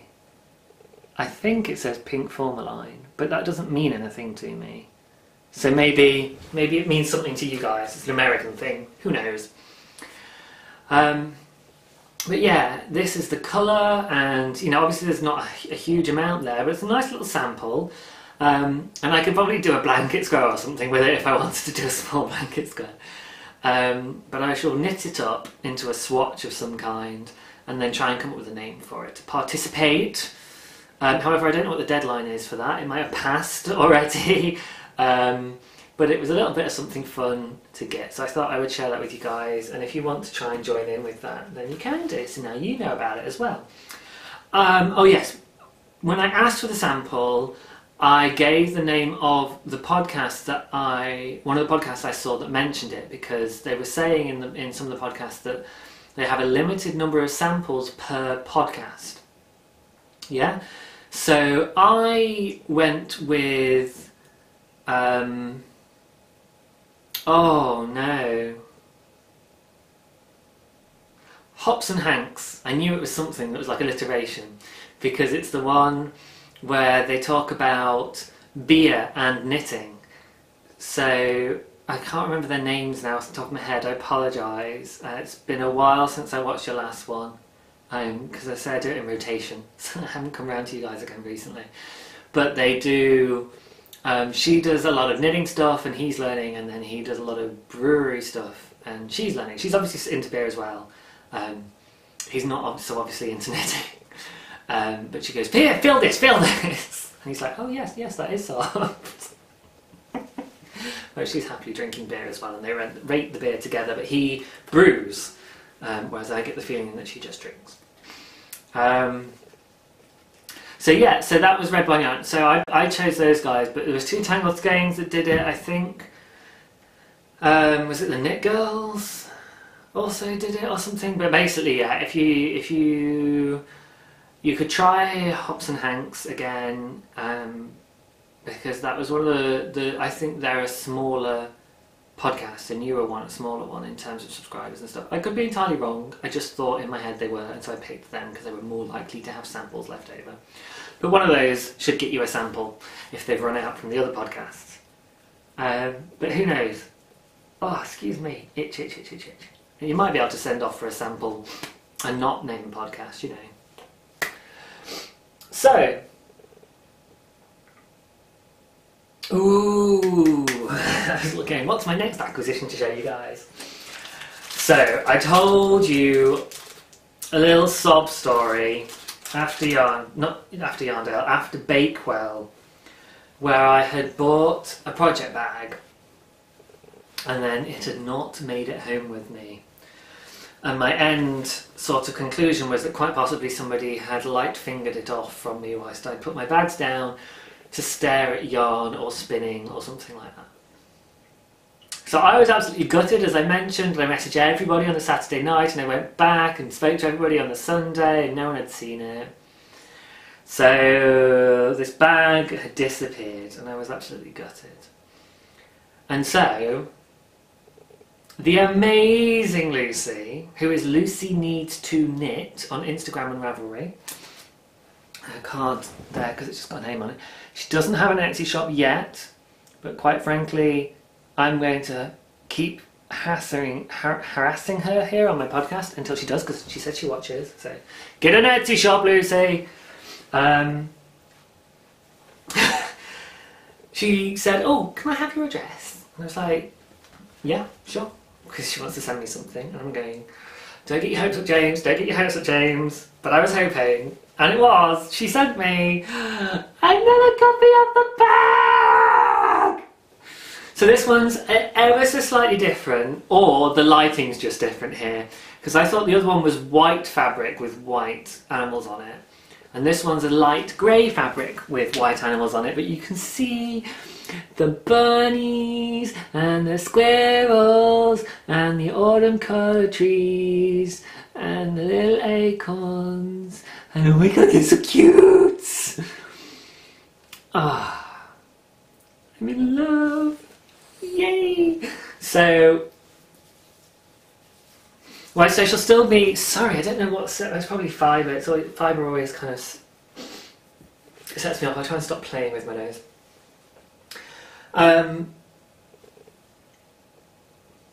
So although I will now be very careful when I go to wall shows to make sure that I am not at risk of somebody trying to do the naughty, trying to be naughty and steal stuff from me. Oh, I see. It's oh, sorry. I was getting distracted by the construction of the bag.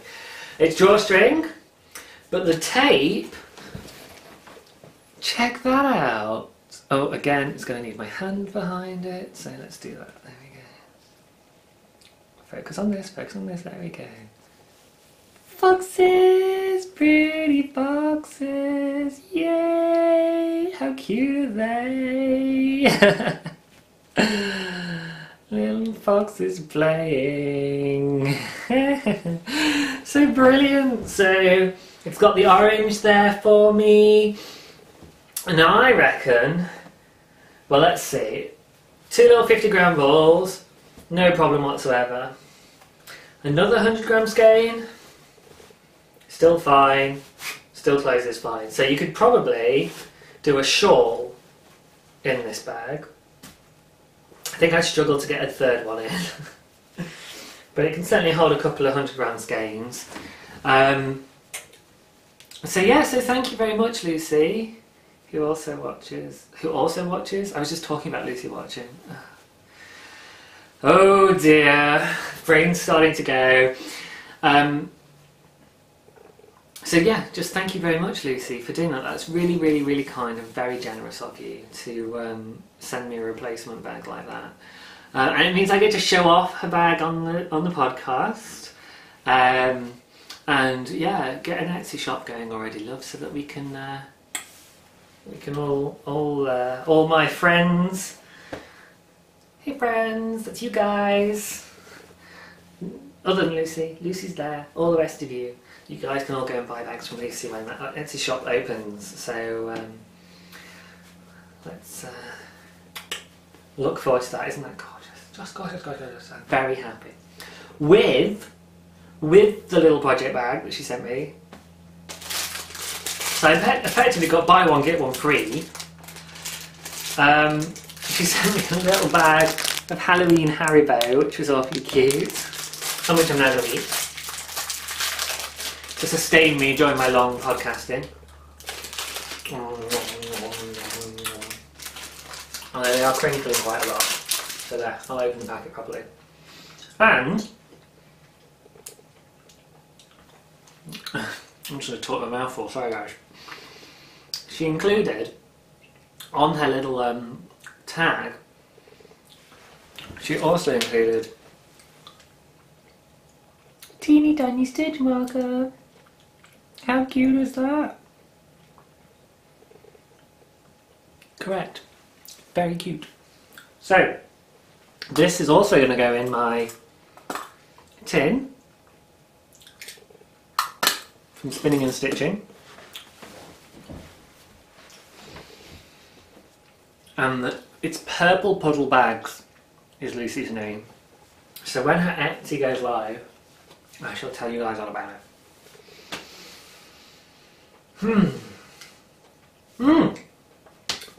Now this morning, the actual normal postman brought me another Prezi!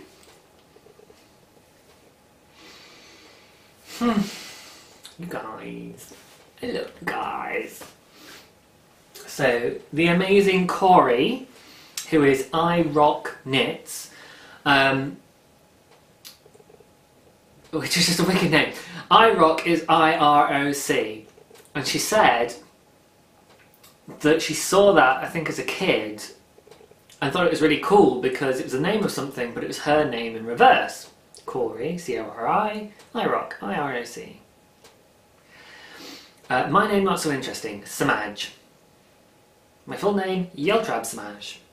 Yes, I worked that out as a kid and I can still remember. So she sent me a little parcel, and inside was this awesomeness. So it says on it, oops, upside down, paws off my knitting. Perfect, right? Right on cue. Little rascal guy who last night was just would not leave my knitting alone. I had to put it away in the end and tell my other half, go and play with the cat. You can't leave all the cat jobs. To be fair, he actually is really, really good with things like the litter trays. But when it gets to night time, he wants to just veg out. And I'm like, no, but you need to play with the cat and then feed him at night so then he goes to sleep.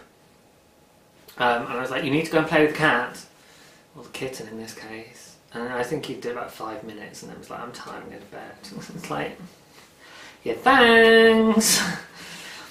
But, you know, it's not like he doesn't do 1,000,001 other things around the house, so don't get me wrong. So I got this cool little bag from her. It says on the back Della Q. I don't know anything about that, but I'll show you the little badge there. So Della Q. And inside, it's got a cute little pocket. So this is kind of awesome. Again, definitely fits 100 grams. Definitely fits 200 grams. Drawstring can still close. So there you go. It's a good shock, maybe even a shawl size bag. Very cool. So this was amazing to receive. And in her little envelope, little padded envelope, there was also a lovely card from her, which was kind of hilarious because I'll show you the front. How cute is he? A little knitted toy doggy. It's like, oh, we've got to make him. But I opened it up and she said, I'm going to get 2 parcels. So there's another one due to come directly from a friend. Ooh. So thank you very much, Cori. She's saying thank you for the podcast. My pleasure, my huge pleasure, my absolute and ultimate pleasure. It is amazing that something that I have so much fun doing is something that you guys, or at least some of you guys, get so much out of. Maybe some of you are sat there going, eh, like Josh, you're kind of like, well, you're good background noise, James. I'm cool with that. Because other people love me.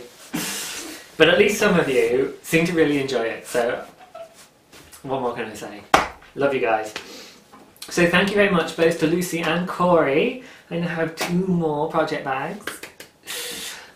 Sweetie time. However, there's one more thing to show you guys. Again, on your Instagram feed has already seen this. That is exclusive to the podcast. That bag from Cori, because it arrived just as I got ready to podcast. But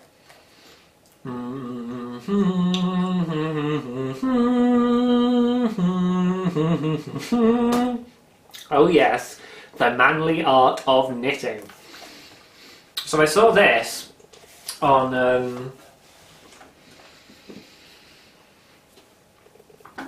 now, was it Matt or was it Darren's Instagram feed? I can't quite remember which one of the two. So it's either Matt from Apple Blossom and You or Darren from Knitting in Circles. And I really hope his name is Darren. I know he's DJ Knits, but for some reason, I think they're called Amy and Darren, but for some reason I'm not so sure on their names. I know it's Sarah and Matt from Apple Blossom and You. Oh dear, my hair's escaping around the back. It just bugs me. It's getting in my face a bit, so let's just tidy that up. I'm doing quite well to not fiddle with everything now. I've got used to just leaving it be. But yes, there was a photo of the book kind of saying, I need a copy of this. And I was like, oh, I wonder how much it is. Goes online. Oh, it's only £5. Okay, £3 shipping, but still, £8. And there was a couple of photos of the inside, so, and it was, you know, there's some patterns and stuff, and it was something like this page that I could see online. And I was like, oh, how awesome is that? Knitting for a horse, come on. But then actually when I got the book, I realised actually it really is a beginner's. So it says, there is definitely a dual purpose in the writing of this book. The first is to introduce knitting to those men who have an interest but are reluctant to try. Well, that's blatantly not me. Then too, it is hoped that many men who now knit will become less reluctant to admit it. Again, not a problem for me. For those of you who are new to knitting, it is recommended that you read quickly through the book before starting any actual work. So I was kind of like, oh, this book really isn't aimed for me. It's aimed at beginners, or guys who are a bit shy about knitting, as opposed to me, who was sat on the tram in Nottingham with this on, my knitted jumper, the one with the orange and grey, knitted socks, and was knitting on my other pair of socks. And got lots of looks, and some quite friendly conversation as well. But I'm like, yeah, I'm not totally not ashamed of being seen to be a knitting person. I'm all over that, you know. I got over the whole being worried about what people thought of me after 5 years of therapy. So inside it kind of goes basics, pattern stitches, projects and problems. This does look like a really fun way to introduce blokes to knitting if they are slightly more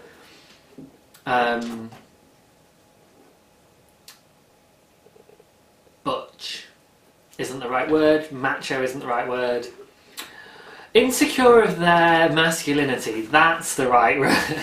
If you have a man in your life who feels a need to prove that he's a man fairly often, you could get him interested in knitting through this. It is the basics, and it's done in that kind of old school, it's done very old school style illustrations and what have you, so it feels like an old book. I mean, it's not at all. It's new. I think, let me just find what the copyright on it is. 2014. Oh, okay, no, it says 1972, 2014, so this must be a reprint. It was originally published in 1972. Okay, so it is an old school book. I thought it was being retro. No. It is an old school book from the early 70s, but they've reprinted it. Because all I saw when I was buying it was 2014, and I was like, oh my god! But it's a reprint. And so it kind of goes through your knitting basics, so needle size, yarn size, basic cast on, how to knit, how to purl, how to do an increase and a decrease, a couple of different variations, how to bind off. What is gauge?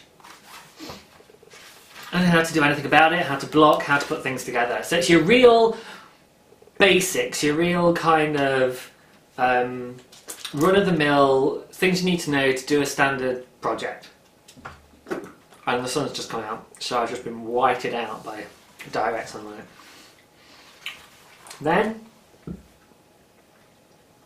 excuse me, you shouldn't eat on a podcast, should you? But my podcast, my rules. Then it goes through a whole load of knitting stitches, and it's quite cool because it tells you what the name of it is and what it looks like, and obviously sort of how you make it, what it is.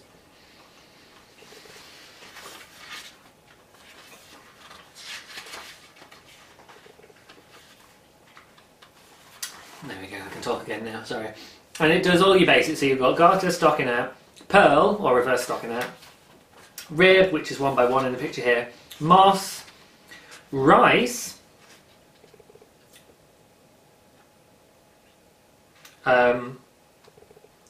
which I know is broken rib, just looking at the description, basket weave, which is quite nice,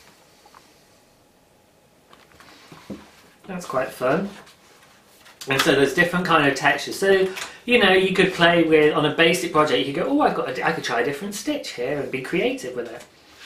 Then it's got some basic projects. And this was what I saw a couple of photos from and was like, oh, this looks quite fun. But it's actually, there's 6 projects in the whole book. So, and they're all pretty basic. So it wasn't what I thought it was going to be, but never mind. But, so there's like... But it's kind of cool because it says, to get started, let's make a blanket for your dog. You know, because that's fine, it's not going to be a problem. And it talks you through how to do that. And, you know, it can be chunky and what have you, and it's straightforward, and it gives you some basic stitch guides. And off you go kind of thing. And you've made something and you give it to your dog. So it is a really good introduction pattern, actually. It's really well thought out for getting people to do something without getting obsessed about, oh, I want it to be perfect and everything. Well, if you're just making a blanket for the pets, you're not that fussed, are you? Then you've got a cap, a Again, sort of a nice men's cap, nothing fancy, nothing twee, well fitted, fairly straightforward bind off, all of that kind of thing. A wall hanging, which in the picture here is to show off your prize garland type thing, which is kind of cool, which is interesting. So that's a bit of shaping and what have you in there and stuff, so you get used to the it's almost like a sample stitch sampler, I think, as a result. So you get to try all different stitches. And then after the dog comes knitting for your horse, as it shows you in a bit. This introduces circular knitting and using hose as a circular needle. And I don't mean hose as in ladies' tights, I mean hose as in a watering hose in the garden. So yes, it's a bit crazy. I'm guessing you'd be using acrylic for all of these. But you know, it works, and it gets, you know, you've introduced a lot of these really basic. So then if you went and looked up a pattern, you'd have these really basic kind of concepts and ideas sorted, and then you could feel so much more comfortable on picking up, like going and knitting a pair of socks would be like, oh, I've done circular knitting, it's just small and fiddly. Then you get to make a super simple sweater. It's really a tank top kind of thing made out of 2 rectangles type deal. And then this is pretty cool, a rope hammock where you can use shovel handles or pool cues for needles. So yeah, 6 projects. Obviously I kind of sit there going, right, well, okay, well I've done all of the techniques.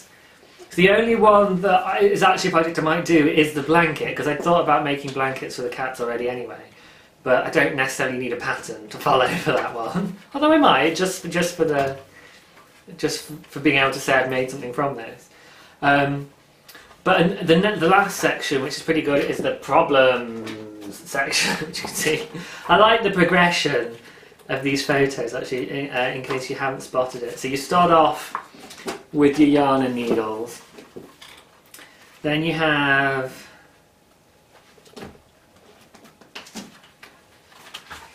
I've cast on and done a few stitches. Let's try and get the picture actually showing. I'm trying not to lose my place at the same time. Then you've got, okay, I'm getting going. And then you've got, oh no, something's gone wrong.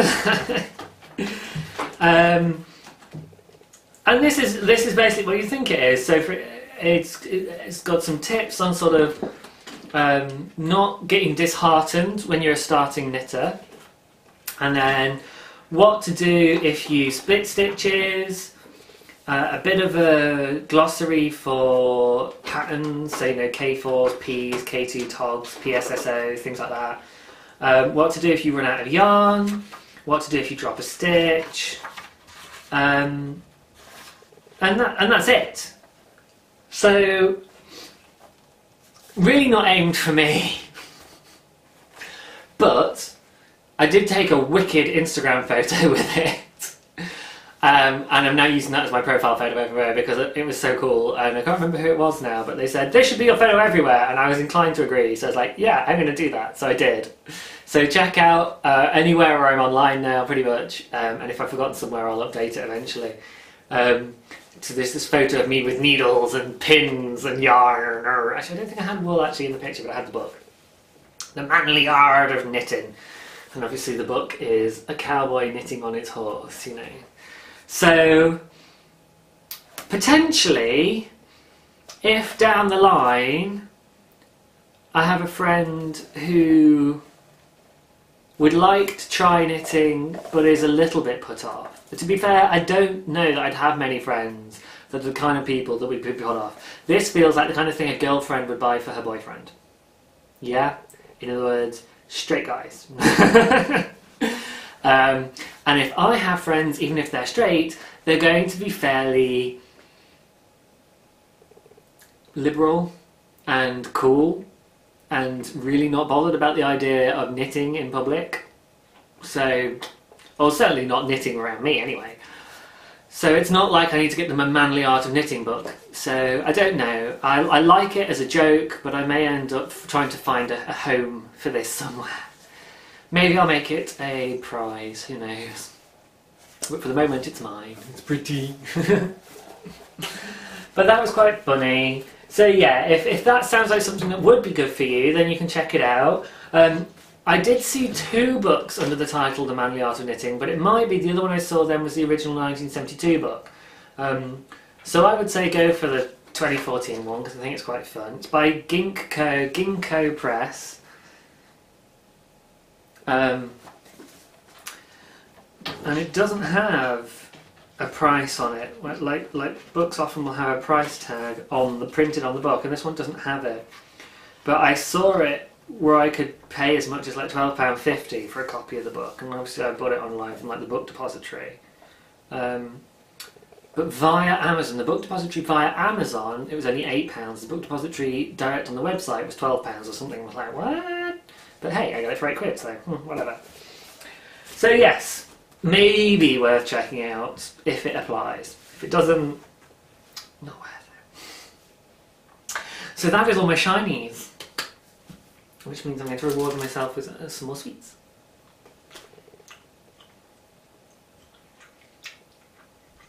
Now, I can get back to my knitting. And I've realised, because I've had in my head, oh, when am I going to talk about X? And what I haven't done is I haven't done a little intro again at the beginning about what I'm going to have, what sections I have in this podcast. Which I think is a nice thing to kind of do, just to foreshadow a bit. So I'll try and remember to do that again in the future. But basically, what you saw earlier was me grabbing a mouthful of something out of my mug. It's now all gone. But before I recorded this,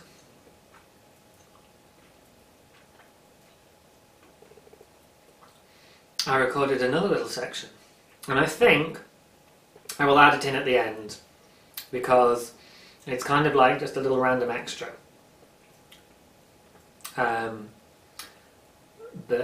Yes, I hope you will enjoy that. Probably a one-off, a bit like the tea sampling. It's not what my podcast is about. It's a bit of an homage to other podcasters. You know who you are, or at least you will do if you watch it. But I just happened to think, oh, I want to do this, and it'd be really cool to share it with you guys. So I've recorded that, and I shall stick it on the end of the podcast today. I'm not going to tell you any more, but if you haven't worked it out yet, then you'll just have to sit and watch. So the last section for today is my community section, which is kind of my favourite, which is why I save it till last. And it's just because this is where I get to actually talk about and to some of my friends. So first off, I need to do a big shout out because JB, over at JB's Fibre podcast on YouTube, is doing a not quite knit-along. What she's doing is a stash bust-along. And the idea basically is that you take a photo of your stash as it currently is. So I took it after Bakewell, but before I got all of this, so this stuff won't count.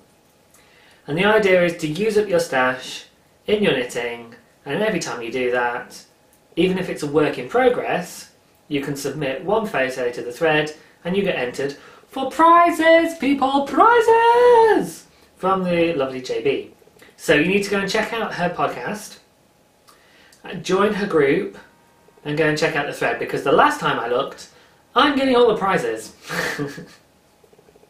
Now she's leaving it running for a while because of things like Christmas gift knitting and everything, so as you guys kind of do lots of knits, you can get lots of entries.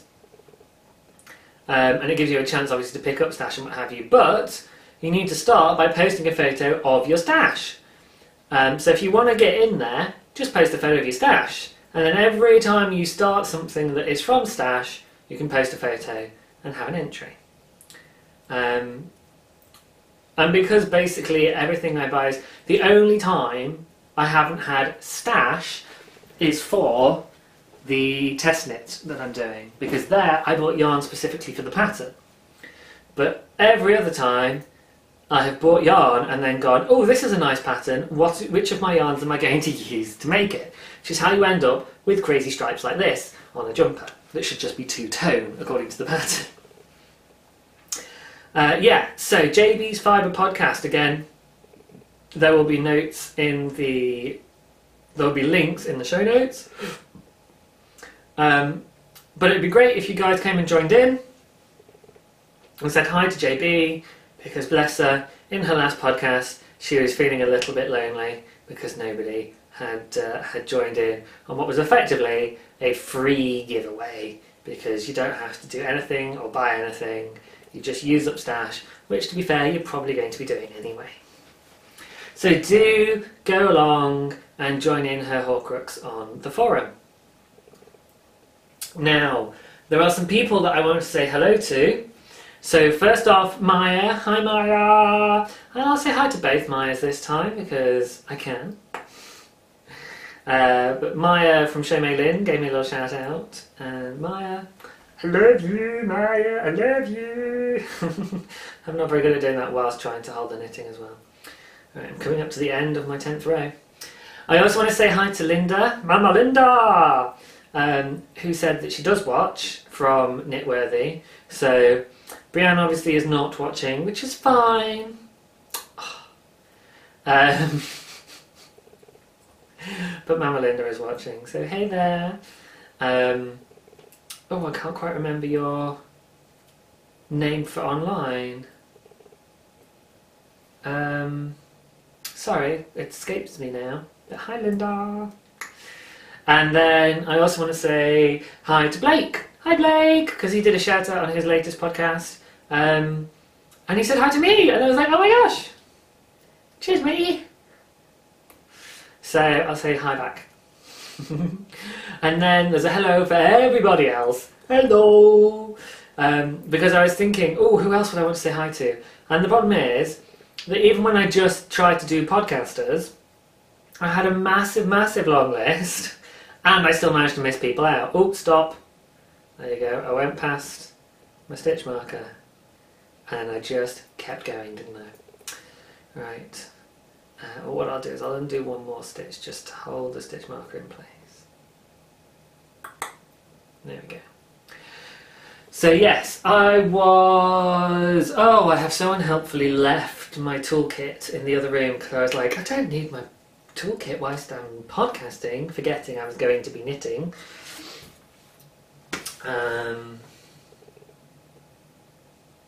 Yeah, I'll go grab it. 2 seconds. I'm not going to bother stopping the video because it's only 2 seconds away. Oh, I'm coming, you guys. I'm coming. I've not gone away. I'm right here. Here's my toolbox. Yay! With my stickers. Yay! Oh, I haven't found any knitting stickers yet because I want to put knitting stickers on my box. But I've had a look around for like stickers online and stuff, and it's really difficult to find ones that are yarn related, and I haven't seen any at the shows either. So if you know anyone that does knitting stickers, let me know. Okay, so I can be working on introducing my new thread whilst podcasting, people. This is something that requires concentration, and I'm going to risk doing it while podcasting. So I'll just double check my count first of all. 1, 2, 3, 4, 5, 6, 7, 8, 9, 10. 10 rows. Okay, so we're good. Give it a decent sized tail. And there we go. Ah, I've done it. I've cut it. Next yarn. Oh, and I tidy up. This is what I do whenever I leave a cake, is I just wrap the end around like that bit, just to make sure it's tidy, and so I can find the ends later. And so I don't accidentally get things caught and what have you. So this is my next colour.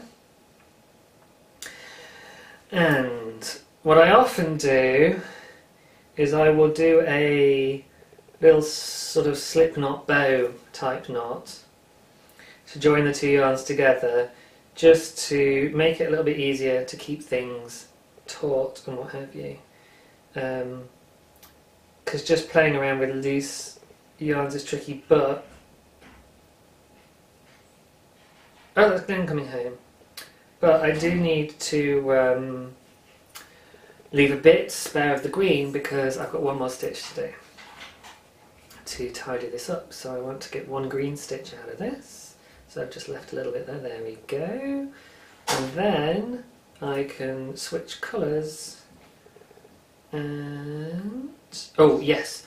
I will also do, this is a little trick that I learned. I think I've mentioned it before, but since I'm here I'll do it again. So this first one, the Stitch Markers March, where I'm doing a pearl column, as it were, one pearl stitch to create like a little faux seam. And so normally I would be purling straight after my stitch marker, but I'm going to knit because it's the first row of a new colour. And then I'll go back to purling, and it works absolutely fine. The rib effect still works absolutely fine, but it stops the colours, it gives a cleaner line between the two colours, it stops them getting mashed together. So, there we go, I can carry on now with that. Now, where was I? Oh, I think I was talking about wanting to shout everybody out and sort of say hi to everyone. And yeah, how even when it was just podcasters, I managed to miss people and I had so many. So I was thinking about it, I was like, the list would be huge.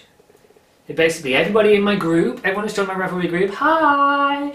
Everyone that's subscribed to my channel, hi! Everyone that's left comments, whatever, hi! Everyone that's subscribed to my blog feed, hi! Everyone that's subscribed on iTunes, hi!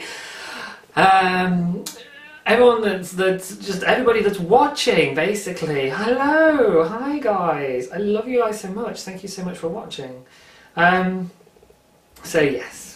I was like, I just wanted to say hi to everybody, and I realised that I would need to record another 2-hour podcast just to do all my hellos. So apologies, I'm just picking a few people this week. There is one more person, however, that we do need to do a sort of a shout out for, and that is Charlene. Hey Charlene. Charlene showed me a photo of her iPad bungee corded up on her running machine, saying that she was watching me whilst running along her machine. So come on Charlene, you've got everybody watching the podcast cheering you on, keep going, keep pushing through, stay hydrated, but don't drink so much that you make yourself ill or anything. Come on Charlene. The other thing is actually don't drink too much just water. This is a random fitness tip for you from my dance days. If you're just drinking water and you drink a lot, you're actually diluting your system. Because you do need water, but there's all the other sort of salts and electrolytes and what have you that sort of, you know, these sports drinks try and say that they're giving you back. That your body also needs. And if you don't have enough salt, that can cause cramps and stuff sometimes. So if you're drinking water whilst you're working out, you don't want to drink too much, or you need to make sure that you're getting other things as well in your drink. But if you don't want to cough up for a fancy isotonic sports drink or what have you, just grab a bottle of water, stick in a splash of orange juice, fresh orange juice, and a pinch of salt. Not too much, doesn't need to be too much, and again if you make it really salty then that can make you throw up, so it's all about moderation, people. It tastes a little funny, but it's not too bad, but that's you know, you just drink that and it's fine. In fact, it's quite nice. Once I got used to it I was like, oh, this is quite nice actually. Salty orange juice, diluted salty orange juice. Sounds really frickin' weird. Isn't a normal flavour, certainly, but isn't unpleasant at all.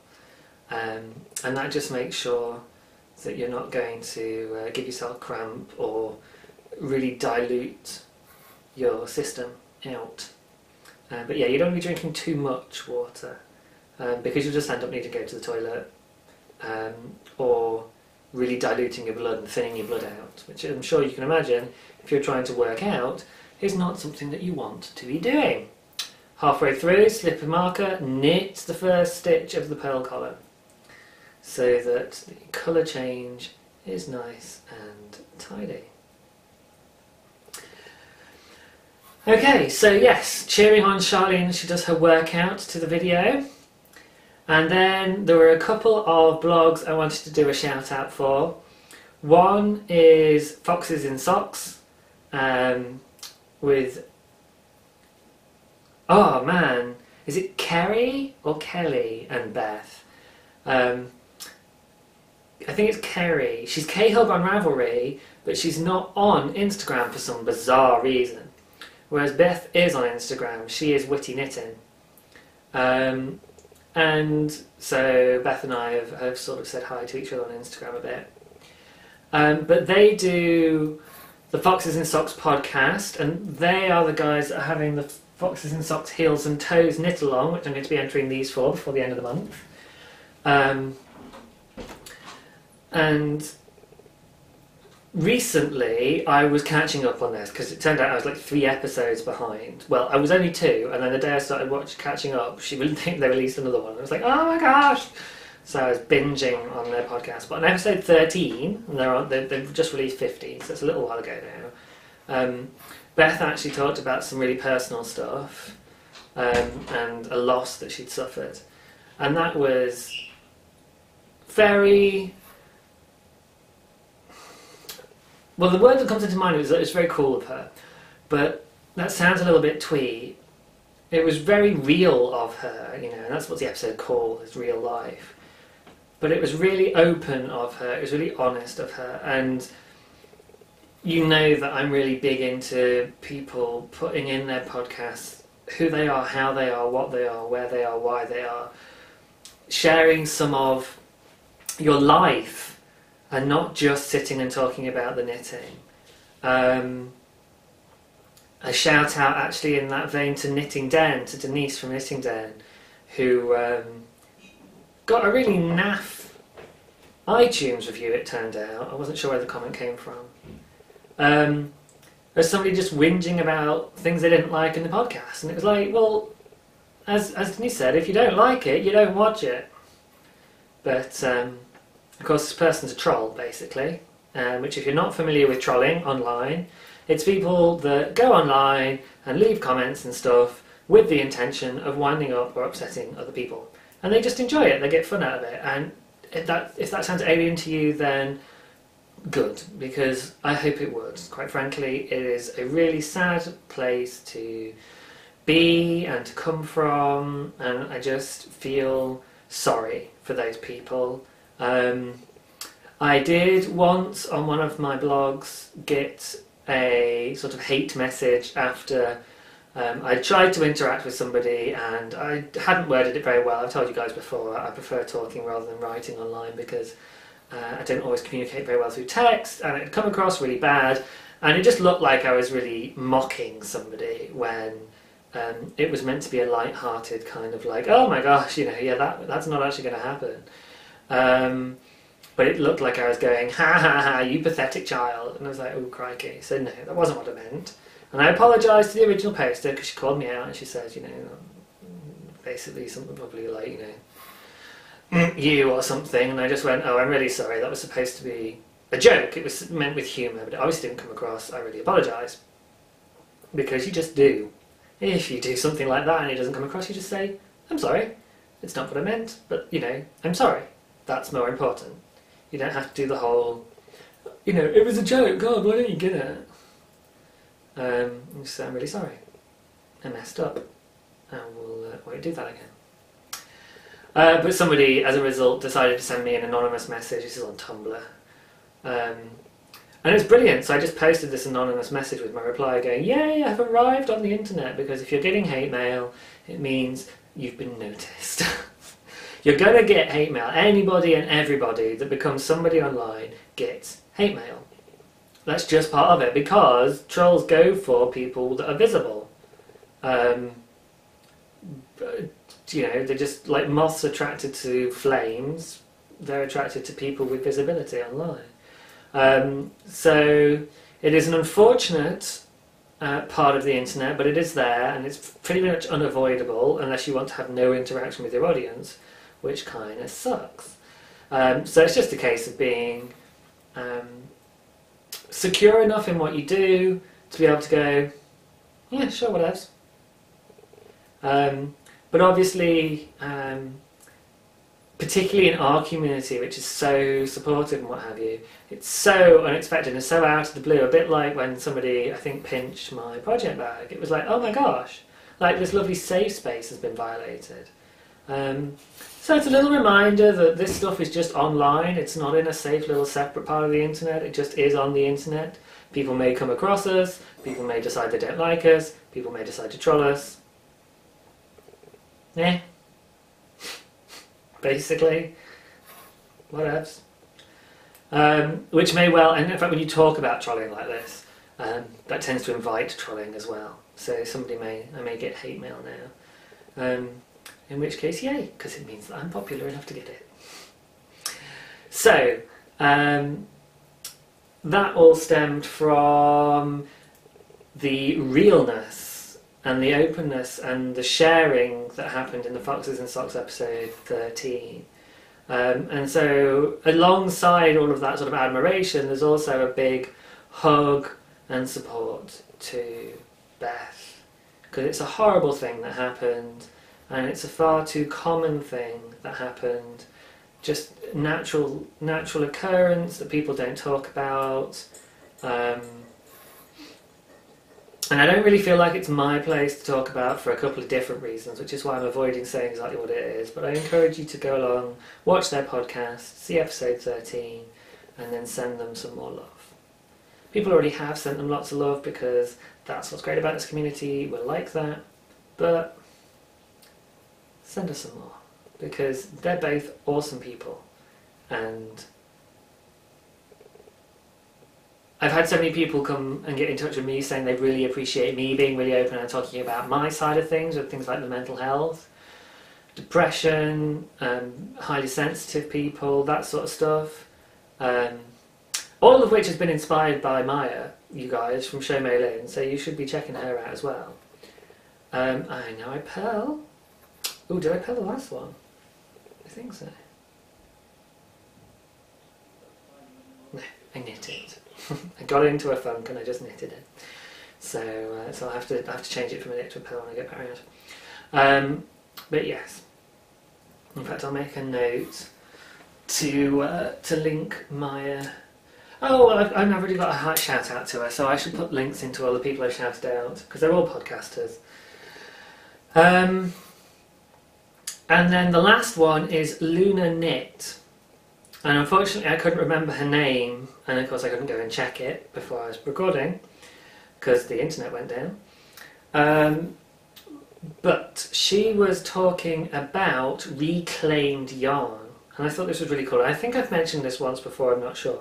But I was watching another one of her podcasts and it was brilliant. She was talking about different things you can and can't use, different ways to go about it, and showing some of the stuff that she's done with reclaimed yarn and that kind of thing. And it's just such a cool idea, and obviously much, much cheaper than my current stash enhancement techniques. So it is something that I'm quite intrigued by and I do want to try. I'm also aware that I really don't require any particular stash enhancement, but if I work my way up to going out into town, which is not a place I like because people and crowds and people. Oh no, I've dropped a stitch. And there we go, picked it up. Cool. So I tend not to go into town. Plus, there's not actually that much that's appealing to me. Like, if I want to shop, I'll shop online. Basically. So if I do manage to get into town, I'll go and check out the charity shops and look for sort of items that look like they could be frogged, which is kind of tricky because she was saying a lot of the machine knit stuff isn't very good for it, but there we go, be interesting. And that is my podcast for today. I'll give you a bit more, speaking of my mouthful, just to finish us off. Right, there we go. That's my knitting on the podcast done. And a little extra bit that I'm going to stick on the end is what was in this mug and how I made it. So we're going to cut over to my kitchen. And I've no idea how long it'll be, but it shouldn't be long at all. I may edit it down if there's too many long gaps in the middle, but you know what I'm like. I'll just whack the whole thing up and you guys can just sit and watch real time how to make it. It was gorgeous. I highly recommend you give it a go. And that is me for today. So I love you guys as always. Please do message me if you are even slightly tempted. You can do it all over the place. Always with show notes is a comment section where you can leave me a message, or you can find me on Ravelry and PM me if you don't want to leave it publicly. And I would love to hear from you. Cheers for now. Bye. Hold the presses. Before I get carried away and sign off, I hadn't finished writing up my notes, so I was thinking that's all I've got to do today. There's always more, right? That was way too short. So there's a few other things I just wanted to touch on. One is, I am going to do a knit along. I mentioned that I was thinking about it and what have you. I am going to do one. I'm going to do it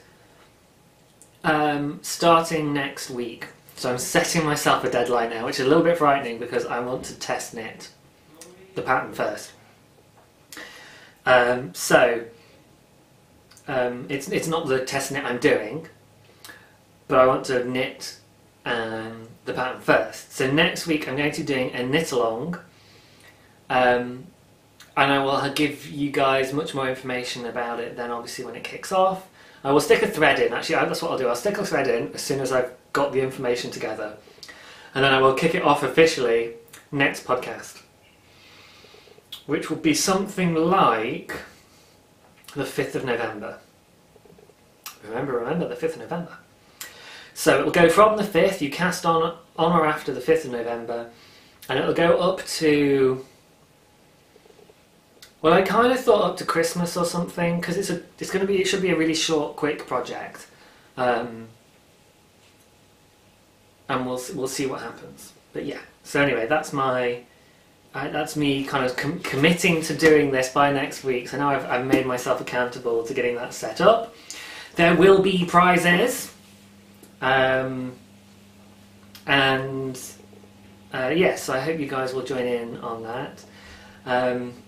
I'll tell you a bit more. It's going to be a hat. It's normally knit in DK, but I'm going to try and work it out for other sizes before next week, which is why I wanted to do the bit of work before we do the knit along. There are two other things that I did actually also need to talk about. One was, somebody asked me in a PM, but I thought this was quite a nice thing to talk about on the podcast. How has podcasting changed my life? 9 episodes in.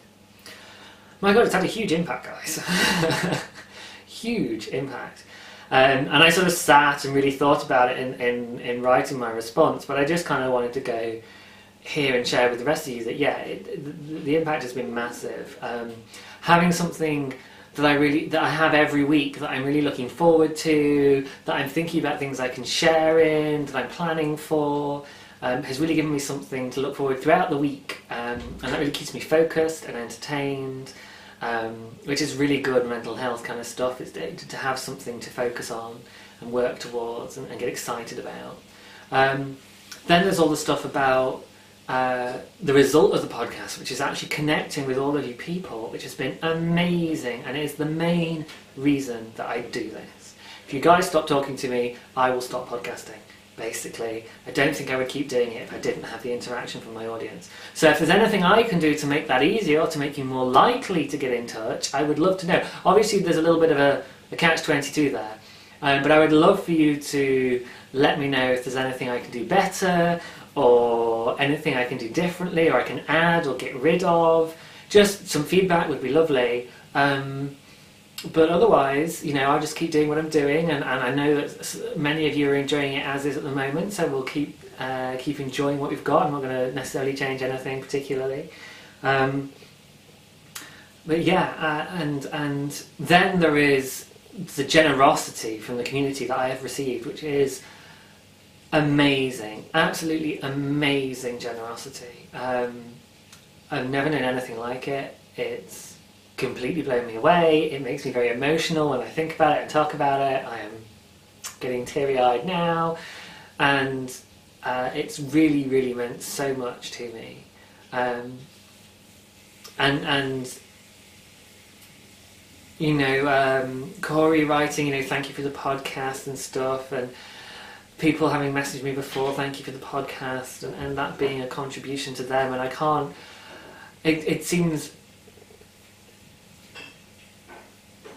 I can't really wrap my head around the idea that what I get from you guys is matched by what you get from my podcast.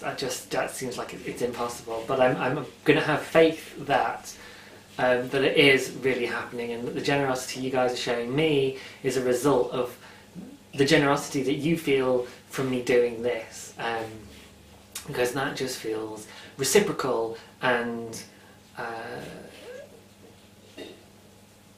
loving and caring, and there's another word I want to use and I can't quite remember what it is, but anyway, that we're all in it together, that kind of thing, which just feels amazing. So yeah, how has it changed my life? Pretty significantly. The other thing I wanted to mention was there was a post in the episode thread for episode 8 from a guest to the forum from New Zealand. So presumably somebody who watches but hasn't joined the group, so please join the group. It's fine that you haven't, but I'd love you to. Please feel free to. Or possibly has heard something from someone else or whatever, I don't know. But they're from New Zealand and they wanted to post a bit more about the possum and the difficulties that it poses in New Zealand. And I can really understand that, because obviously I gave a really two-sided sort of, not argument, but I presented two sides very evenly, or maybe not evenly at all, when I was showing you guys the possum yarn last week. And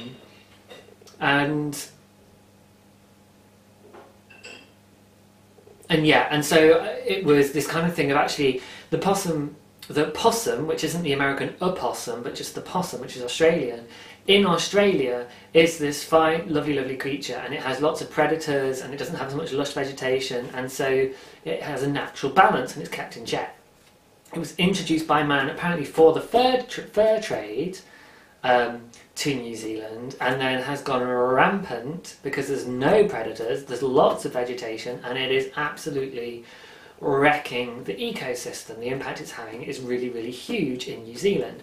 So it's destroying precious, endangered, indigenous plant species and bird species and animal species, because it will eat eggs and chicks, it will eat vegetation, insects, all this kind of stuff. So the lovely little microcosm of an ecosystem that is New Zealand, which is an island, and this lush island is this great example. You know, it's almost like you kind of think of the Galapagos Islands with this sort of unspoiledness. And okay, New Zealand has man living on it, but it has a lot of areas that are lush, which is why things like the Lord of the Rings film go and film there, because it's such a beautiful area.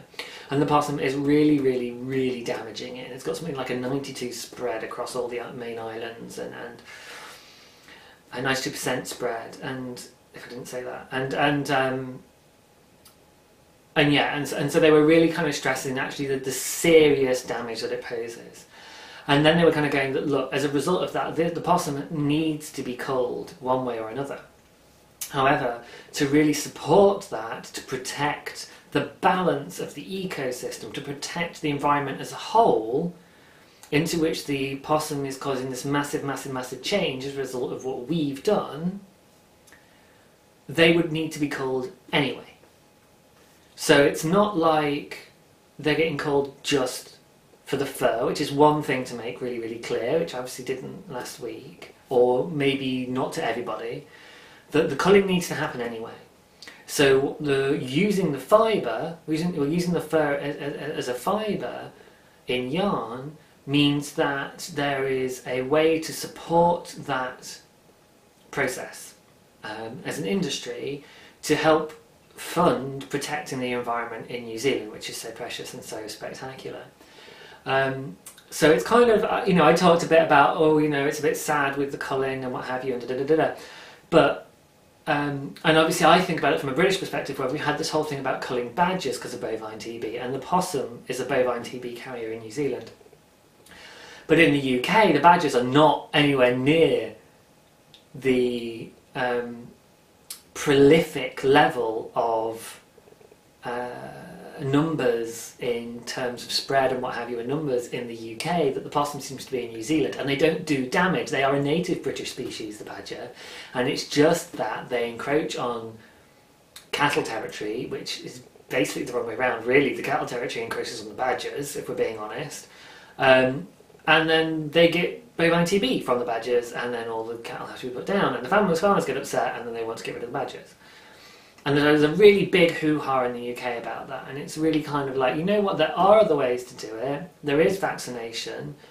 However, you know, oh, well, that's difficult, and it costs more, and it's like, yeah, but then you're not culling badgers, who are beautiful little creatures, and who we love and are a native species and a part of our ecosystem, and you shouldn't be culling, for example.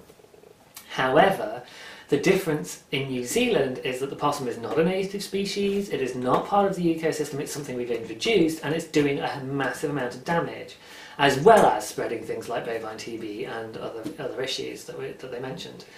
So it really is different, and that helped me to kind of see the difference between the two and really get clear about it. So they don't need to, say, have possum farms where they shear the possum and use the fibre, but buying the fibre in a yarn form does support protecting New Zealand's indigenous ecosystem. So I think that's the message they really wanted to get across, and to really explain that this needs to happen either way, and you're supporting the protection of indigenous species by doing this, as opposed to thinking of it as buying stuff that's come from culling animals. Because I think that's kind of where I was coming from last week a little bit, and it obviously came across, and when I read the message I really felt like I perhaps upset that person in the way that I put it across. And as I read through what they were saying, I was thinking, yeah, I didn't really explain this very well last week. So a little bit more about that. You can also go and see what they've written in the forum thread on the Ravelry group for episode 8. But hopefully that kind of gives a better picture of what's going on with that and why. There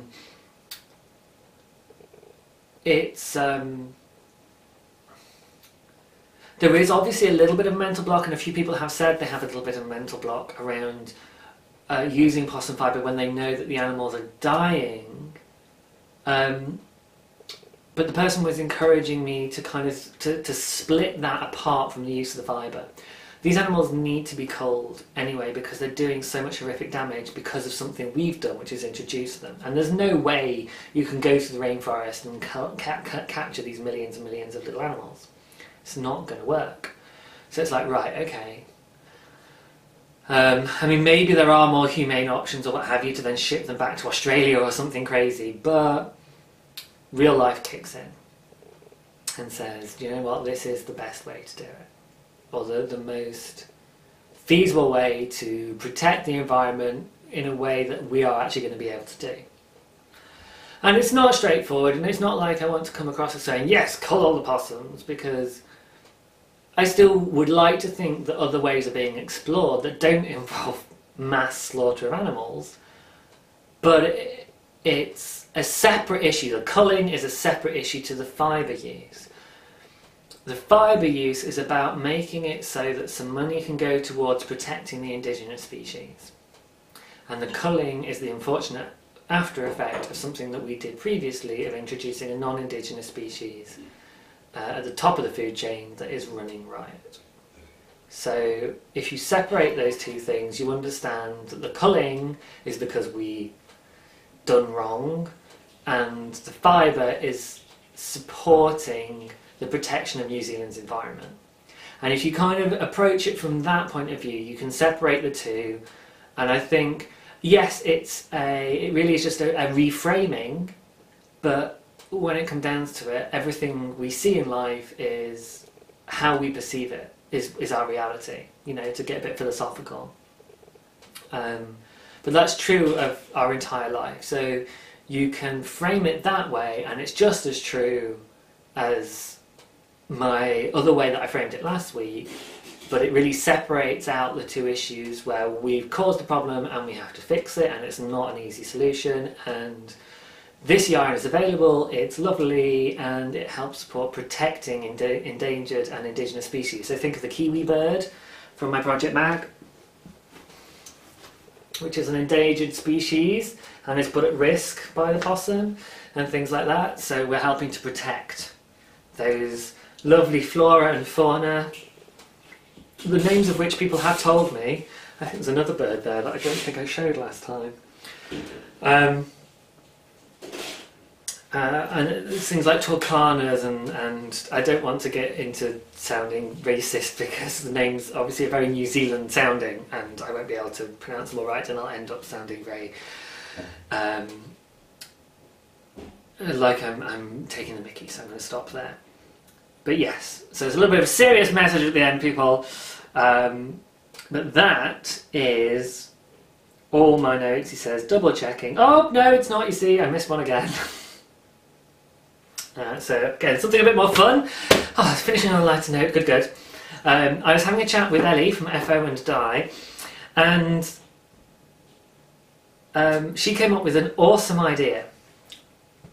So she was saying, you know, oh, for people that get through the epic episodes that I upload, like, you know, the 3-hour ones, they should get a t-shirt or something, say, I survived episode 4 or 5. And I was like, okay, but do you know what, I don't think I can really afford to do that. But I thought, if people have watched episodes 1 to 10, so again, this is next week's, there should be like a little prize for having watched with me episodes 1 to 10. And this is the honour system, guys. Yeah, because I'm not going to check, I can't. But if you watch episodes 1 to 10, I'm going to open up a thread where you can sign up to receive a little prize, because Ellie came up with the awesome idea of badges. And I'd thought about these before, and when I went to Yarndale and Bakewell, I had my little DancingGeek patch, but I've since changed my logo, and so I'd like to do a badge with my new logo on it. And somebody mentioned that I could use my slouchy orange hat as sort of an icon as well. And I don't know how I do that. I'd have to take a photo and then sit and play with it in Photoshop to try and get it to work, because I wouldn't want it just to be my profile. That would feel a bit, I don't know, it'd feel a bit odd. I'd like to try and do something with it. But I am not a graphic artist at all, a graphic designer. So it's going to be me playing around with, technically it's a free version of Photoshop called GIMP. Yes, that's right. It's the GNU Image Manipulation Project. Really it's new, but I'm saying GNU to explain that that's where the name comes from. It's the GNU, G-N-U, which stands for GNU Not Unix. It's basically geeky stuff. Image manipulation program, IMP, so GIMP. And they could have just called it IMP, couldn't they, really? The Image Manipulation Project program, but no. So it's called GIMP. It's free, you can use it on Windows and what have you, so if you want something like Photoshop, GIMP is really good.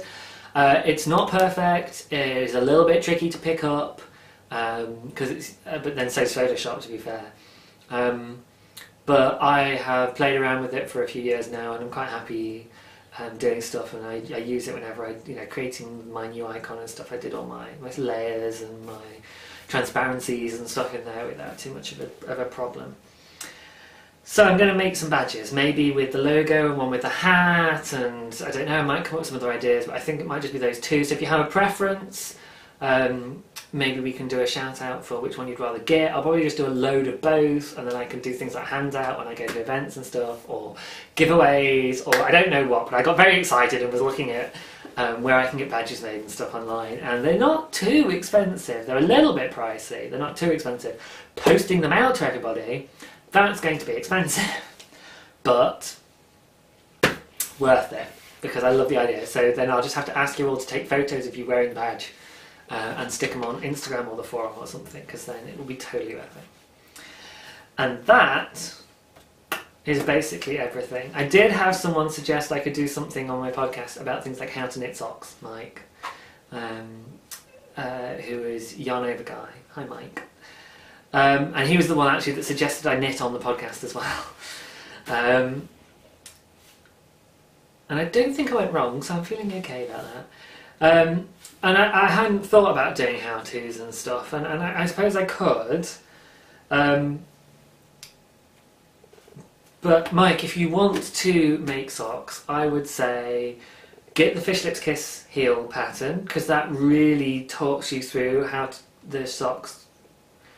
make the sock fit, and then go and find a free vanilla sock pattern, because it's basically a bit of ribbing, a bit of stockinette, use the Fish Lips Kiss heel to get the heel turn in, more stockinette for the rest of the foot, and some toe decreases, which are really, really straightforward. So socks actually aren't that difficult. What is tricky with socks is the fact that they are small in diameter, so you need to use either the teeny tiny sock cable needle, which you can get from Addy, I think, and it's just the right size for knitting a sock circumference.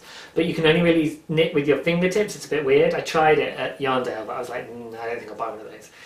I'm fine with DPNs, or you use DPNs, or you use something like Magic Loop. So they're all techniques for knitting a small diameter item. But just do it. I mean, if you haven't knit in the round before, have a go knitting in the round in a larger diameter, make a hat or something, or just try it. You could even knit flat, say for an inch or for the whole of the ribbing, and then go into the round for the stockinette leg, or do a slightly ribbed leg. So ribbed for his pleasure is a really good pattern for a socks that will fit you without too much worrying about sizing and everything. It is a paid for pattern. There may be free options if you don't want to pay for it, but obviously Chris, being a friend, I want to give him a little shout out as well. So you can pick any pattern really, but that one I know will probably fit you, whatever size foot you have, rather than trying to worry about gauge and how many stitches you want and that kind of thing. And his pattern uses slightly thicker needles. He recommends a slightly thicker needle, which is a little easier and less fiddly to use. So I recommend it as a beginner sock, definitely, but with the Fish Lips Kiss heel. And combining the two, okay, you might not want to do that on your first sock. But I don't think it's actually that tricky, really. And the Fish Lips Kiss heel pattern talks you through so much that I think it's very reassuring. So that's a good way for a beginner sock to do that. Yeah, and then you could join in the round once you've done some ribbing, because what that means is you definitely won't get a twist and end up doing Mobius knitting by accident. Because when you join in the round, if you get a twist in the knitting, there's no way to get rid of that. Or at least once you've done a few rows, it's really obvious if you untwist it, because there's this point where all the stitches suddenly twist on themselves to correct that. And if you've done a lot of knitting, then you just made like a Mobius cowl or something, and you can do it on purpose, but obviously with socks you don't want to. Unless you want to do some kind of fancy Mobius style cuff, and then, I don't know, cast off and then pick up again for the... Oh, I don't know, I'm designing random socks now. So yeah, go for it. Jump in, grab something like those patterns, which will talk you through it. The Rib for His Pleasure pattern doesn't talk you through too much, although Chris's tone when writing is really jovial and friendly and relaxed, which is great. But he doesn't kind of take you through it in detail. So the Fish Lips Kiss heel pattern's really good because it does. But everything you need, the rest of what you need to know is in Chris's pattern, or you can pick another vanilla. And if you guys have any recommendations for Mike for his first sock pattern to try, then in the Ravelry group, give him a shout out and magic link him yarn over guys so that he knows you've done that, and then we can help Mike do his first pair of socks, and anyone else that's watching that wants to do their first pair of socks, because they are great fun, and once you've knit a couple, you will just fall in love. Because you get how it works. It's just because, this idea of turning a heel and doing toe creases and getting it to fit seems really scary. And I did struggle a bit the first couple of times. After my first couple, I did a couple where they fit amazingly well just by accident. One went horribly wrong, but that was because it was en shellac. And it did sort of just about fit, but I made it with 100% wool in very thin wool, so the heel gave way very, very quickly. So I was like, let them go. But then this time when I've started knitting socks again, and this is my third pair of socks. Well, I crocheted one, I've certainly knit 2 pairs, and I'm really, really comfy with socks now. And the ones before I don't really count, so I think it only takes you a couple of pairs to kind of really get it. Or if you're quite a nervous knitter, then maybe 3 or 4 pairs, and then you'll be like, yeah, I get socks, I get how they work. So it's worth doing, because then they are a superb gift. They are a luxury item for you to wear every day, and I love sock yarn. I love all the options you get with sock yarn, which is why I have a lot of sock yarn. Right, now I can sign off. So yeah, that's everything, and I'm going to say goodbye. Love you guys lots and lots, as always. I would love to hear from you. Please get in touch. Please make today the day you decide to write to me and leave me a message. And until next week, bye! Hello and welcome to my kitchen and cooking with James. The lovely Ellie from FO and I sent me a recipe for brownies in a mug, and I thought, I'm going to have to record this. So I have set up some ingredients in the kitchen and my microwave. I have opened the dishwasher so that that's on pause because that was gurgling away like crazy. And I have some stuff to show you. So I'm going to go over the ingredients, and then we will together discover whether or not this works, because I am making this up as I go along, guys. Okay guys, so here we are. This is my view when I'm sat facing the camera, just so we can go through the ingredients list. So we start off with 2 tablespoons of butter, 2 tablespoons of sugar, 1 tablespoon of light brown sugar, 1/4 teaspoon of vanilla extract, for which I am actually going to be using some slightly out of date, vanilla pod, which I bought years ago. I just thought, well, I can't find vanilla essence, probably I threw that away. So we're going to have a play with vanilla pod instead. 1 Horcrux, a pinch of salt, 1 egg yolk, 4 tablespoons of flour, 1 tablespoon of unsweetened cocoa powder, and 2 tablespoons of semi-sweet chocolate chunks, for which I'm just going to break up a chocolate bar. And I can tell that this must be an American recipe in origin for 2 reasons. 1, the solids are measured by volume, which is a really American thing to do. We just don't do that in Britain. Everything's measured in grams. And secondly, semi-sweet chocolate chunks. I have no clue what that is supposed to be. I'm just going to use chocolate. So with all of those substitutions in place, let's get on with the cooking. Okay, so this is the part where it'd be really useful to have somebody like Dan filming the cooking.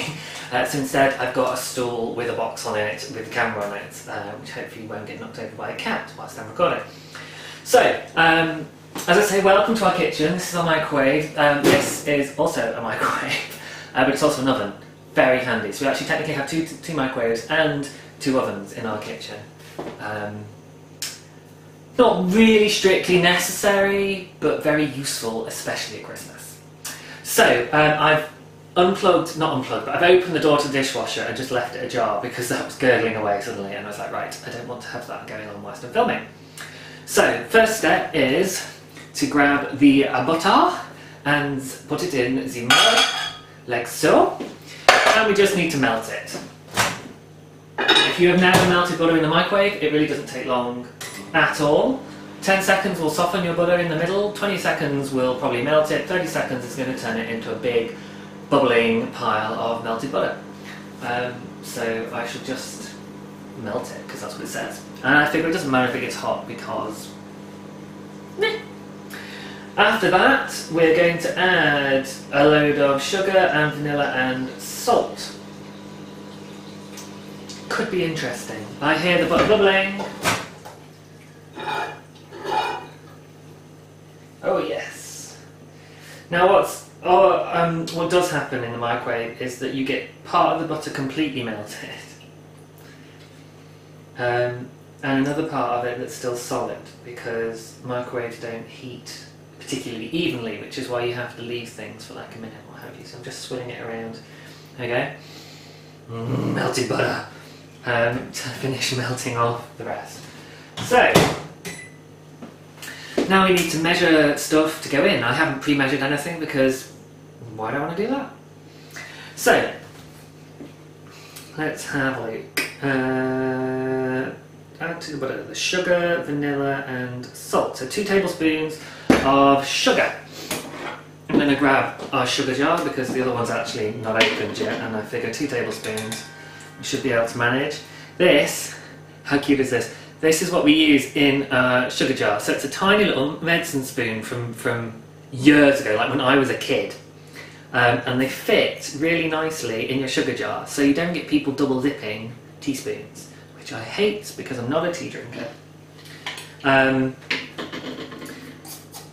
my other half was a bit like when I brandished this medicine spoon from my parents' house and put it in the sugar jar, he was like, what are you doing? And then I have converted him. He thinks it's amazing to have a little mini spoon in your sugar jar at all times. So, kitty attack. I've got to keep Stitch away from the food. So, I could do the whole levelling it off and what have you, but I give it a bit of a shape. That'll do. There's 1. There's 2. Boom! Done. No mucking about. Vanilla. Okay, this is going to take a bit more prep. So, I'm back. Let's see now. If I put it up here, you can see what I'm doing. So, I got these vanilla pods years and years ago, and the sell-by on them is December 2010. Never been opened. So let's find out. Wow! Yum! They smell amazing and super strong. Oh, I say they, it's just one big one. So I have no idea how much is appropriate to try and substitute. But given it's so old, I'm just going to use the whole lot and chuck it in.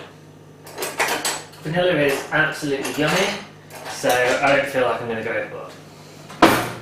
I feel like I should zoom in. Let's see if I can zoom in. Oh, no, not really. It's just going to zoom in on the microwave. So, sorry about that. Just give you seasickness. So, I have watched people do this on TV loads of times. So I'm just going to try and copy them. So you cut it down the middle with a nice sharp knife. So now it's in 2 halves. And then supposedly you just kind of scrape the insides out. I have never done this before. I'm totally just making. Oh wow! Check that out. That's vanilla, people. Vanilla! So all those black little spots you see in things like ice cream and stuff, that's what they are. God, it smells gorgeous. I'm just going to stick it all in. Screw it. A whole vanilla pod. There may well be people watching this at home going, this is me scraping it into the mug, going, oh my god! How much are you putting in there? Or alternatively thinking, you know that's not going to do anything, James. Plus, it's so out of date, it's going to taste gross. I don't know. Part of the fun with me is experimenting. Right, there's only so much scraping of vanilla beans you can watch, I imagine. So, last lot. Scrape it into your mug, like so, and then I just get it a little, so it's actually in the mix. Ta-da! Oh, you can't really see, can you? I don't want to tip it over too much. Right, so that'll do. Next, oops, my phone switched itself off. It doesn't usually do that, actually. Let's see. Okay, salt. Ooh, a pinch of salt. I can manage that. We just tip out a little bit of salt. We take 1 pinch. And then we drop it in the mug. And the rest of the salt goes down the sink. Because it needs to go somewhere.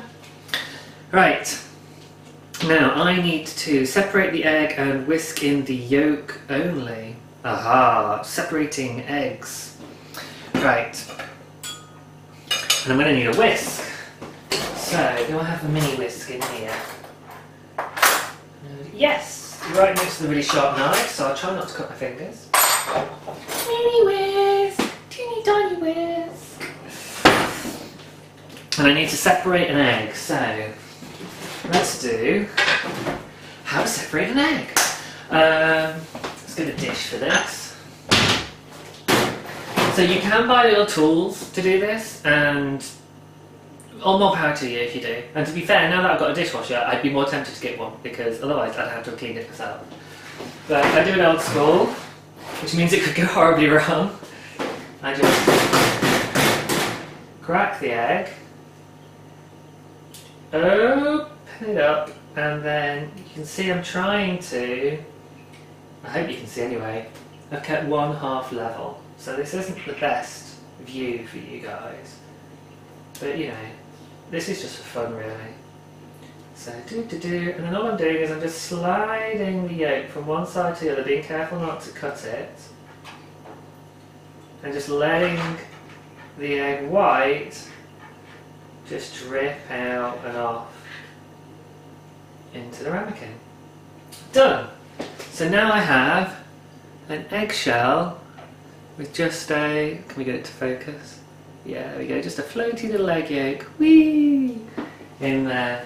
So I'm going to whisk that, once I've got dripping egg white all down my hand, I'm going to whisk that into the mug. So, one mug, and because the butter may well be still a bit warm, I'm going to whisk it quite quickly because I don't want it to curdle. Okay. Pop in the egg yolk, which I do not want to cook, so very quickly.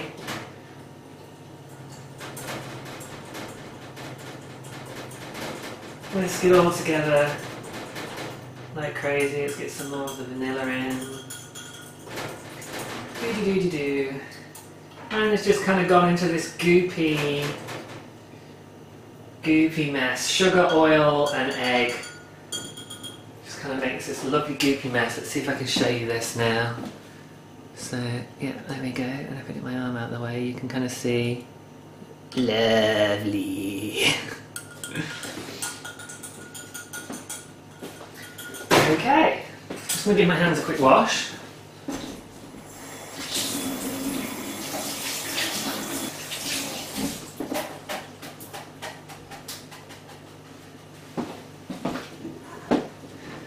Kitchen hygiene being very important. And I always do a very thorough hand wash actually, because I'm very conscientious about hands.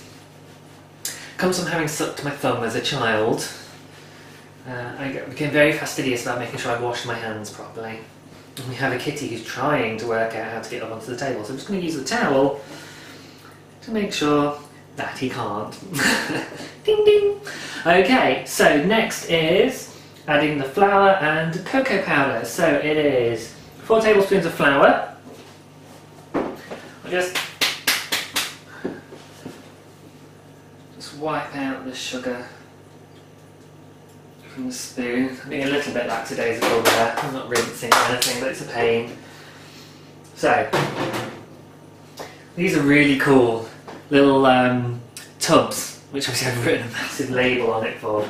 But they have sealable lids, so you have a pinchy thing there, and when you pinch it, it releases the vacuum from the seal there. You can't really see, but it does push down, which breaks the vacuum. So that actually makes a really good little storage tub. I can't remember where they're from, probably somewhere like Lakeland. I didn't buy them. So I need 4 tablespoons of flour. I'm just going to double check that. 4 tablespoons of flour, yes, okay. So again, I'm being very lax in levelling this off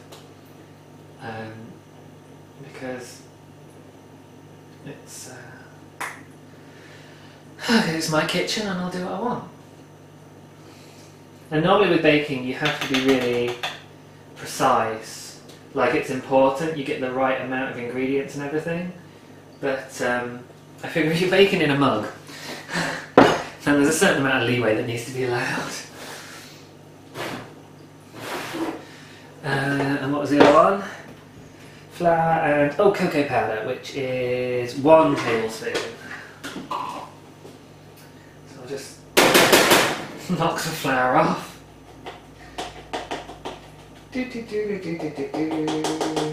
Just mush it up a bit because it's got a bit hard together, and then 1, that'll do, tablespoon of cocoa powder.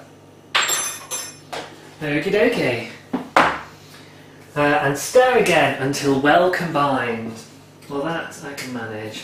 So I use my little whisk and give it a good mix. Oh yes, this looks awesome, guys. Absolutely awesome. Just trying to get some of the stuff around the edge mixed in as well. And one of the things you do want to make sure with flour is you don't have lumps left, because they can actually stay lumps of flour when you cook stuff. And then you get a mouthful of flour halfway into a brownie and it's not fun. But this is what it looks like now. Goop. So I'll try and knock some of the mixture off of the whisk, because I want to get as much of it in the mug as I can. Right, and then the final step must be chocolate chunks. So,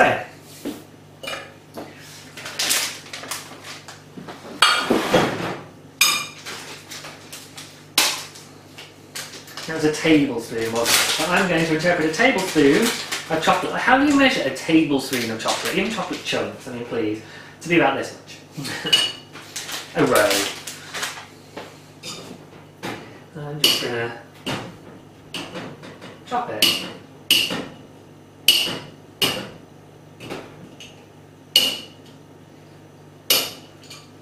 This is where being fastidious about having sharp knives in the kitchen is really beneficial. My other half didn't learn that as a kid. So we have 2 sets of knives. Mine and his. Mine are regularly sharpened with use. There we go. Chocolate chunks! And cut beautifully. His not so much. And that's fine.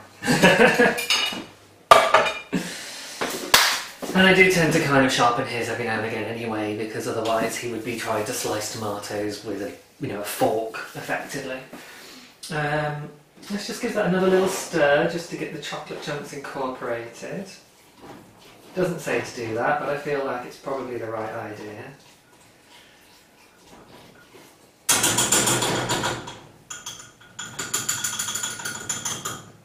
Try and get the brownie mixture back out of the whisk.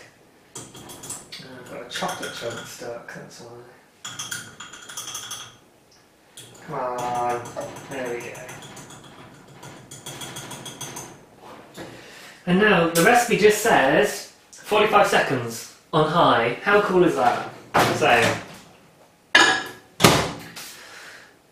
can't do 45, so I'll do 50 and see what happens.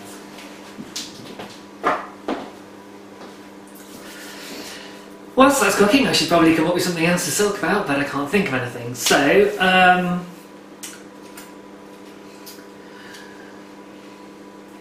I'll just tidy up for 50 seconds. How's that? You can watch me tidy up. Because just think, guys, if you were actually doing this in the time it takes to cook, you could have all your tidying away done. Whoops! You could kick the cat. Sorry, Stitch. Oh. Whoops. I missed the tablespoon of brown sugar. Yeah, well. Too late now! Oh dear. So, not the right vanilla. stuff that's a bit out of date, and I missed one of the tablespoons of sugar. Oh my gosh! Check it out! How cool is that? Go away. How awesome is that? That is pretty frickin'... So it might not be quite as sweet as it should be. And I'd have to go and buy some vanilla essence if I wanted to try it again. But that's pretty awesome. So I'm going to finish tidying up and then we will have a taste test. So if you are not sure what to do with, I can't really show you it because it's liquid, it's going to just tip. But this is where I caught the egg white. You can save it to make, I don't know, egg white omelettes or something really random. I've heard of people doing that. Personally, I would go for meringues. However, in this case, because it's just the one egg and I'm just playing around and I don't want to really bother doing anything else, I think I'm just going to bin it, but hey hey. So, Hurdy mug, very hot, very, very hot. Let's see what this is like.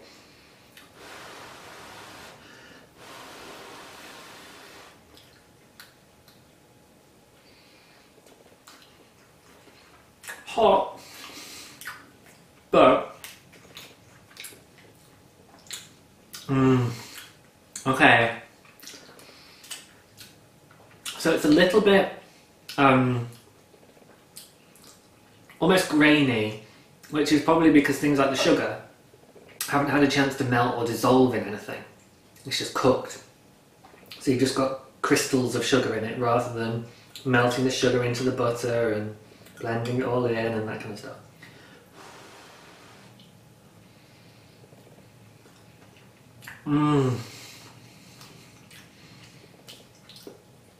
But who cares, because if it's taken me however long it's taken me to record this, all I did is prep was get the ingredients out. Oh, and I'd started measuring the butter and then I decided I'd film the ingredients.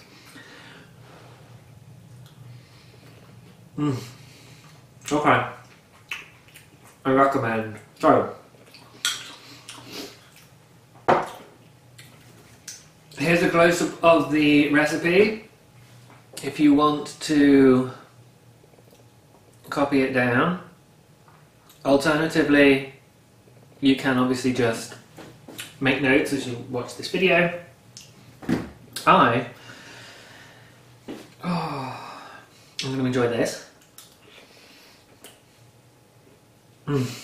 Yum.